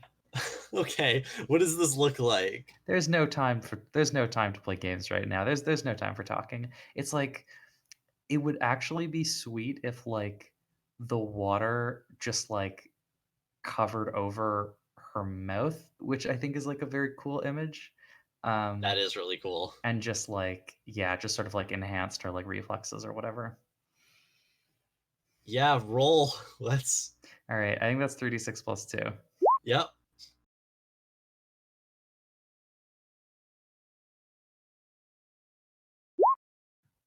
Alrighty. 3 and a 6 is a 9, plus 2 is an 11. We needed that. That was so all that extraness was worth it. Yep. You strike true. Director characters are killed, forced to retreat, or otherwise rendered as a threat. You could kill her in this moment, I guess. But this is a Saturday morning cartoon. Yeah, So it's a describe to Saturday me how morning you deal cartoon. with by the way, Bulla's mech, by the way, is called the Fault Line. I think that's a cool name. Oh, good name. Rip to the Fault Line. Yeah. I mean, I think it'd be neat if like the ice just sort of like blasted apart her mech and just sort of like froze her in place, basically. Yeah. So she is like knocked out and incapacitated in the mech bay. Yeah, she's like, I think she sees this coming as like the land. There's probably like a moment when the ice like hits it and it starts to freeze all over, and the cockpit like opens part way, and she like tries to get out, but then it freezes in place, and she's like stuck part way out of the cockpit, and it's just like, damn it, you got me. Hell yeah. She doesn't say hell yeah. She's not a hell yeah kind of gal. I will get rid of her thing. She doesn't say anything because she's not a talker right now. Yeah, she can't talk right now. Let us jump back to Surge. Who Chasen's like, he sees that like, I'm not sure how you're like a spunky anime boy. I don't know how much you're showing how wounded you are, but he can like see that your defenses are down. Okay, go. He's like his sword is on the is like point into the ground. He's kind of like kneeling and like panting like That's good. Yeah. And he says, "You are a good opponent. If you were 10 years older, you would be a match for me, I think. But unfortunately, boy, now you meet your end. And he's gonna stab you if you don't do anything." I think he does, like, actually, he brings it up in like a mimic of the move you did before, where like he just sweeps his sword over her head and like brings it down in like a swift diagonal strike. Am I? Does this just have to be a bite the dust, or can I roll like a weather? You can still roll. I'm just like opening what this looks like. Yeah. Can I preemptively spend one hold to give Surge increased level of success on whatever he does? You can. He might get a 10 though. So you could also wait. It's up to you. Okay, I'll wait, but just know if you do fail, I will. I got that. I'll keep that in mind. Okay. All right. Yeah, I know exactly what it is too. What does the bridge look like? it's like this big, you can see the sky through the glass around you. There's like a big pirate ship wheel. There are some like weird, like magical, I think they're like crystal balls that are like embedded in like computer monitors in a way, like like rounded computer yeah. monitors, where the navigators would sit. So here's There's what like a comm system. Go for it. here's what I'm imagining is that there's like we're down closer to the window, but the wheel is sort of like a little bit raised up on like kind of like a second tier of the floor. Like that's where like the steering wheel would be, is just like a little bit like almost like a stage looking down at where all like the navigators are and the window. And I think Surge is gonna like jump himself up to where the wheel, so that he can try to cool off. And I don't know if I need to weather the storm first to get there, or if I can just kind of jump up there and cool off. Yeah, I'll let you do that. Yeah, it's fine. Do that. You like, if you get a 7 and 9, that's the thing. If you get a 7 and 9 on this, or I guess a 6 minus because you're getting helped, it'll be bad for you. But if you get a partial success or higher and get that bonus from your friend, I'll let you do that. Absolutely. Okay, let's go. What is the stat for cool off again? I think it's just whatever is the whatever most trait seems appropriate. Okay. So let me know what you think this is. Sounds like Defy to me. Okay. Defy is good. You're good at Defy, yeah. That's not, that's a mixed success there. Yeah, okay, so But you can bump it up. yeah, bump that up. Bump what it happens up. now is, let's cut to you for a second. How are you riling up the crowd? Or also, like, have you gone out with the Dragon Knights at this point? What's Ingrid up to? I guess it depends on how receptive the crowd was to hearing this damning recording and our speeches. And I guess we've already sent the Dragon Knight to the ship. So what it says is complicate things for yourself. And I think I'm going to keep doubling down on what your risks are, because I think the thing is like, they like you a lot to the point where they like might want you to stick around, and that could be like, in a future episode, that could be an interesting sticking point. Is they're like, Ingrid, like they're cheering your name. You've like brought them a victory also, because like people are watching the Dragon Knights like be cool, and have done like a rousing enough speech that like people think you're cool. You see Ingrid on the stage, like grinning really wide with like one vein on the side of her head pulsing, like a bead of sweat. Good, thank you. So yeah, and then we cut back to another dragon just slams into Chassen's mech outside, and he staggers because it appears that the two of them are mentally linked. And so like damage to one like knocks him to the side. So he was like trying to like come up the stairs after you, but he like falls and like maybe hits his head a little bit. And you're able to clear one of those risks. I'm gonna clear off blinded, which is this. Yeah, that's the one second here. one. Yeah. All right. Now let us go back to the two mechs. Everything seems good, but you don't know what's happening in other parts of the ship. Yeah. All right, we did it. Do we have like comms open with anyone else to like tell us what's going on or there's danger? I'll let you have comms. In fact, actually, no, here, I'll give you this. So the reason why Soul wasn't in that previous scene is because they like they're like, the kids got it. And they sneak out because they don't want to get hurt. But like as they're activating their jet board and like flying up the stairs like outside, and they're oh, I know where their mech is.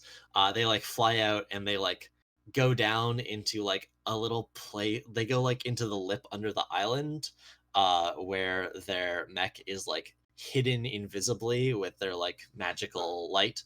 Um, and it's like it's this cool. It also has a jet board. It like a much bigger jet board, and is like a cool angular mech with like some big like shining light like spotlights on the chest. And they're getting into it when they like look down and they see the ice mech flying up towards the ship, and they just say, come in everyone. This might be a problem. Unidentified mech is going towards the Catabasis. You did pay me, so I'll come in to assist now. It is a little scary, I'll admit. And they get into the cockpit. So what do you two do? I am happy to crib from Friends of the Table for a second time tonight. And just like because Ellie can't really talk right now, she just like opens and then closes her comms channel basically to like indicate that it's acknowledged, but that she can't really like speak right now. What if it's just that like water cooler like bubbling noise? Oh yeah, that's super good. I like that. Yeah. Right, so you both launch. Yes. Right, does Enigma have a launch phrase, or did you not get around to that, Xander? I did not get around to that. That's okay. I am not good at things like that. That's all right. So you launch and you see that ice mech, and it's not immediately familiar to you, Elamine, but I think it like seems vaguely familiar to the point where it like makes you a little bit uncomfortable. I mean, I don't think Elamine is in a position to interrogate it. I think she like opens fire. Yeah, all right. You're firing that arbalest? I sure am. Yeah, I guess unless something particular is going on, I guess it's just a straight up clash. Yeah, you have to. It is something you have to reroll, but reload. But you did leave that scene, so I'm gonna say you could have reloaded it in the moments before you launched. Yeah. We had some time. Yeah. All right. Firing away. Just like the two guns fire the big. Oh dear. Sorry. 1 second. I got. Oh no. Roll 20. Oh, sorry. Here, I'll roll for you. No, it's fine. Okay, you're back. Okay, yeah, I'm good. 9. Okay. All right. So it hits. It's ice on ice. What does this look like? So is this like, is it solid ice, or does it sort of have like the cracks and jagginess of like I think it's a big like ice actually formation? so I think this is sort of like how glaciers work, where there's like the reason why glaciers can move is because there's some amount of water that like melts and it like slides it along. And in the same way, I think there's like water running through this and like hardening at points where it has to in order to like keep it mobile, if that makes sense. Yeah. Actually, hang on. Idea. Like, it's called the Iceblood Arbalest, but the thing it does is just like fire bits of the mech's water. So Yeah, there's also no reason she couldn't like heat it up and try to like kind of absolutely. steam the armor off, basically. That's good. I like that. So it just like splashes over and like the ice starts melting. Yeah. And it's got some of that like magic juice inside it, so I'm sure that doesn't hurt. I know what this risk is too. So the ice melts, and especially melts around the cockpit. And briefly, you see inside, and like Oh through my the God. enhanced vision No. of your cockpit, you see your sister in there. Oh, take and the I'm risk gonna give you emotionally the risk. compromised. Yeah.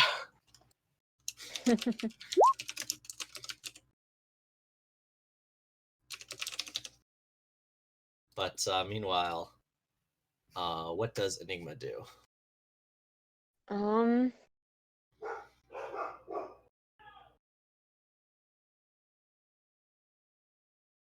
So you just like shot at the other mech, right?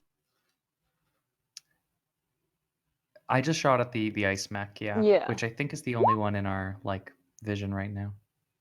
Oh, Yeah. also, just to say, this is a tier 4 mech. It's scary, so you will have to use your burst caster on it.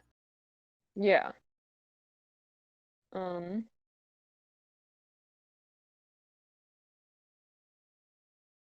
Yeah, I think because you just attacked, I'm just gonna attack with the burst caster. I think it's like this weird poisony looking stuff that it shoots out. Cool. I should just say also, as soon as Elmi notices that it's her sister, she starts freaking out and is Yeah. like trying to like Yeah. open comms to get Enigma to stop, but like, yeah. Yeah. I assume they probably like fire well, at least once before you can, because they probably fired like basically just after you, Yeah, no, absolutely. since we think it's hostile. Yeah. So this is a exchange blows again. Yes. I You am you could spend mana here, because you do which have 3 of does those, which will power this up and give you advantage, which is nice. okay. I was also looking at the my reweave reality, which lets me Oh yeah. Oh yeah. add that's or ignore cool. a tag. There's what tag? I don't know, but So a thing you could do, a tag you could add, is there is a higher tag above Bane, which is Ruin, which is strong enough to okay. take out a tier 5 thing, which means this mech is defenseless against that. Okay. Actually, sorry. The thing that Bane and Ruin do, if you are a tier if you have Ruin and they are tier 4 and you're tier 3, it makes it so that you can ignore their armor, not that you immediately get to strike decisively. Oh, okay. Yeah, it says Well, the tags say as per Bane, but can damage or harm targets up to 2 tiers higher. yeah. I wasn't aware that there was armor in this game. Oh, maybe when because Briar very recently retooled the way that Astir's work. So maybe that's how it is now. Let me. Let's just do it because it's cool. Yeah, I'm sorry, absolutely. Briar, if I'm Yeah, no Yeah. worries. your game's rules a little bit here. Yeah, I will use or give 1 influence to my patron, add the ruin tag, and then Yeah. I'll also spend that mana to have advantage. So I think what this looks like is, you said it was like a poison. Yeah. I think it starts to like become like sort of a mass of like life energy. And you hear your patron just like murmur in your ears, "You have given me a chance here, young one. Thank you." and you fire it. So give me that roll. So that'll be 3d6 Yeah. flat. This is oh my goodness. That's That's a 10. Yeah, man, you have all these things Oh my god. to help you, and you don't even need them. So, this there's the anime opening is playing right now because as the mass hits this mech, it just blooms into growth around it. Some rocks form, and then on those rocks grow little trees and shrubs and stuff, and there's even a squirrel in the tree. And it just starts eating into the magical power in this mech that is being pumped through Sonora. And she starts screaming something incoherently. She's just no, stop, and is flailing around in her cockpit, as the frigid ice around her fingers starts to be replaced gently by little flowering vines, and then it just freezes there and is floating. Oh jeez. Okay. Elamine is out of her mech. She is running on foot towards You are in this. the air, but you can pilot the up- air. yeah, you're in the air, but you can pilot up to it and jump out. I'll say that's a cool image. That's even better. Yeah, no, Yeah. just climbing the mech up towards her, tearing at any of the wires and stuff that are she rips off that sort of magic water that was covering her mouth, and it's just Sonora, can you hear me? Sonora. Before we're almost, we got 10 minutes left. Let's go back to Surge and get this last roll in here. Surge, I'm rooting for you. You have one more push from your ally. Mm-hmm. So let's see if you can beat Chasen. Yeah, so Surge is Surge is looking down at this guy and is like, "You think that you can win just because I'm a little kid? Well, I do. what you don't realize is that we're fighting for totally different things. You're all selfish with your Solem Empire stuff, but I'm fighting for my friends, and they give me amazing power."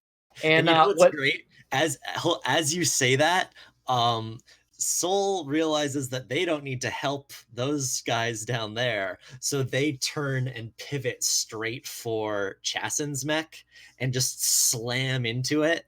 And he staggers a little bit and holds on, but he's holding it together barely and grits his teeth, and he's now defenseless. So the thing that I would like to do here, just so that we can be extremely extra, is that the power of friendship is going to flow into Surge. Yeah. Which activates I imagine what this does to the Blitz Blade is it turns into a tier 3 weapon. Yep. Which let's get that. Which means that electricity just starts emanating from it in such a way that it looks like a giant sword. Oh, that's why you wanted to clear that risk. Yeah. So so that he's, there's, I think that this is overcharged or something like that, and is powers up the sword and goes friendship blitz blade strike as he Great. Give me that roll. In the moments before you do this, you see Riley on her dragon outside too, doing some scout work for the knights, and she sees you and gives you a thumbs up. All right, amazing. All right, let's roll this clash. Oh, perfect. Yes. Perfect. I'm sorry, Ingrid. We didn't even need that last hold. That's a friendship rule. That's a. Oh, all right. What does this look like as you take Chasen out? I think that what it looks like is he strikes with like a thrust outwards, and I think it switches to a camera shot that's like outside the ship as like the sword just like glass, and the guy that what's it, Chasson, like Chasson. flying out the window, like into the cockpit Yeah, of sure. his mech still, because we ain't about killing fools here. Yeah. But right as that happens, like Soul's mech slams into the Yeah. that mech and takes it out. In the moments like as he's flying through the air, Chasson is drawn like all sketchily. It's just white and black, and he's just like, so this is friendship, huh? And like then lands into his back and like it gets slammed. All right, amazing. And just as that happens too, the door to the cockpit like bursts open, as Mistral and Argus come in, and they've got the rest of the crew with them that they've like gone down and freed from where they were locked in the brig. And they probably come in like just to see the tail end of this. And Mistral like lets out a whoop and like punches the air and is like, "You did it, kid!" Yeah. I really did, and it was all because of my good friends. All right, let's cut back to let's cut briefly to Ingrid and let her like do a thing before we cut to the sisters. I mean, I'm just trying to get out of this. Well, I think you could like guide the crowd to like head out, especially like as the victory is nearing. Like you will go into the moot hall, maybe. I'll guide the crowd to a party. Out of the party and try to get back to the ship. Yeah, sounds good. I think like people are sorry to see you go. They're like, maybe you give them some promises that like you'll come back. I'll say we'll be You're back. not planning on leaving yet, right? We'll be back before you know it. Okay. And we'll stick around. We'll stick around for a couple days. Don't worry. I just gotta go make sure my crew's all right. There's like, I actually think some people in the crowd start swarming the Imperial ship too, actually, because that's neat, and like start taking it over. And yeah, let's cut to Elamine and Enigma, or Enigma's like floating nearby, probably in their mech. Yeah, I think once they see like Elamine like jumping out and stuff, I think they like float over with like in like a piece of their mech to join her. Cool. Yeah. I was gonna say, like, I don't know that we necessarily get the conversation yet. I kind of like it that like Sonora is like unconscious but safe. Mhm. And it's just like, you know, Elamine, something cool, like, I don't know, crying a bit, but like it's like Yeah. the tears are freezing on her face.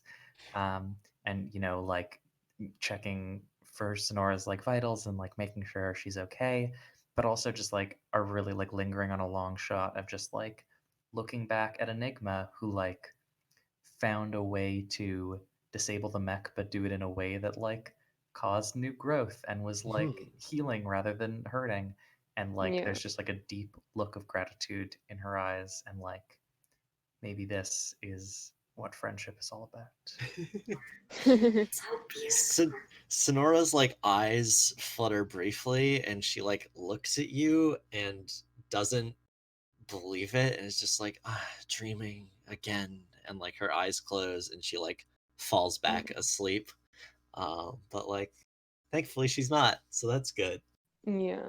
Yeah, no, I just like hug her, hold her very, very tight. Do we want we got 5 minutes left. Do we want some last scenes that anyone, or like last shots? of Like the crew. like credits, like scenes that run during the credits. Yeah, exactly. I- The credits start rolling. Oh, this was a long episode. The credits start rolling over it, so we can get those last like 2 minutes of animation in. I think maybe like Enigma could help or offer to like help try and heal her with magic if she needs anything, your sister. Mm-hmm. Maybe we get a Yeah, scene of yeah, that, definitely. and there's Oh, I like that. of like Enigma channeling magic to do that, and maybe a few more things like sprout underneath your sister, not on her, just like on the ground / mech underneath her. And as you're doing that, actually, the little like the land mass that cannibalized this mech starts getting like a little bit bigger. And you feel that like you've unlocked a part of yourself. You feel like you know what your ghost like really wants you to do here.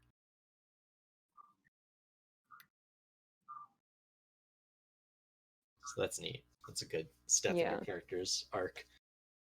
What about everyone Yeah. else? I think we get lots of scenes with dragons, like dragons doing goofy things. Yeah, I was imagining it's a scene of like there's like we're back in the cave. It's Ingrid and Serge and Riley and like all those kids, and they're at a campfire, and they're like eating food of some kind, marshmallows, and like Serge holds it up to Torch, who like just like burns the crap out of the marshmallow, and then it's like thing. Love it.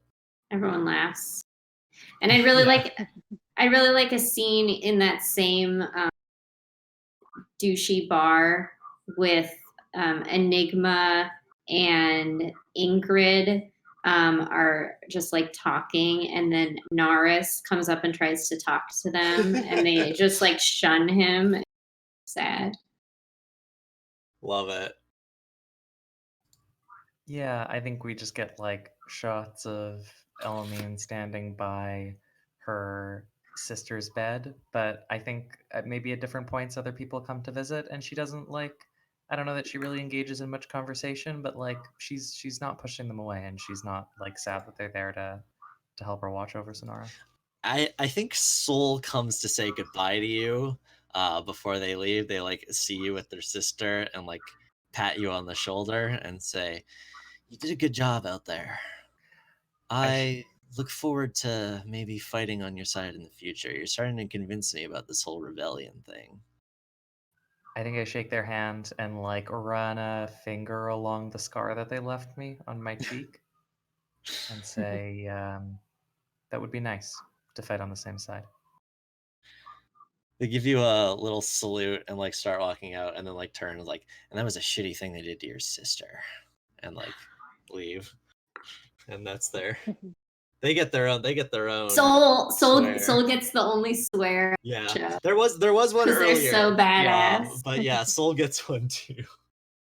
All right, we're at the want- 2-minute mark, so we Yeah. should wrap up. Yeah, let's plug ourselves, I guess. I've been Wyatt. I don't have a Twitter or anything, so everyone else can say their stuff. But thank you everyone for watching. This was a lot of fun. And do we want to? How much should we raise? Last I looked, it was $1,694.20. But I think I don't know if the number went up since 169,420. It is the same. It's 169,420. It's Nice, still nice, nice. 169,420. That's very We good. in it. I am Simon Sweetman. You can find me on Twitter at SciSweetman. You can follow my art at artstation.com/SciSweetman. Also, real quick, shout out to the Anonymous who donated $70.51. That's probably what put us at that number, I guess. It sure was. Thanks so much for tuning in, everyone. I am Sweet Potato. You can find me on Twitter at A Sweeter Potato. You can also follow me on Twitch at twitch.tv/asweeterpotato. And looking forward to more great games. I'm Xander. You can find me on Twitter and itch.io at Cosmic Kaiju. And I think that's it. Good night, everybody. Bye, Enjoy. everybody. I believe Venture is Right. coming up next, if I remember correctly. Yes. Venture is a really cool game. Also, It's not shoutouts super to late. Oh, shoutouts right. to Briar Sovereign at WereGazelle on Twitter for Mhm. making this amazing game. It's an incredible game. And shoutouts to Adam for doing the work as our stream hoster. Thanks, Adam. Yeah, and everyone should watch Venture who isn't going to bed because it's a cool game. Keep the power of friendship in your hearts. Bye. Bye, everyone.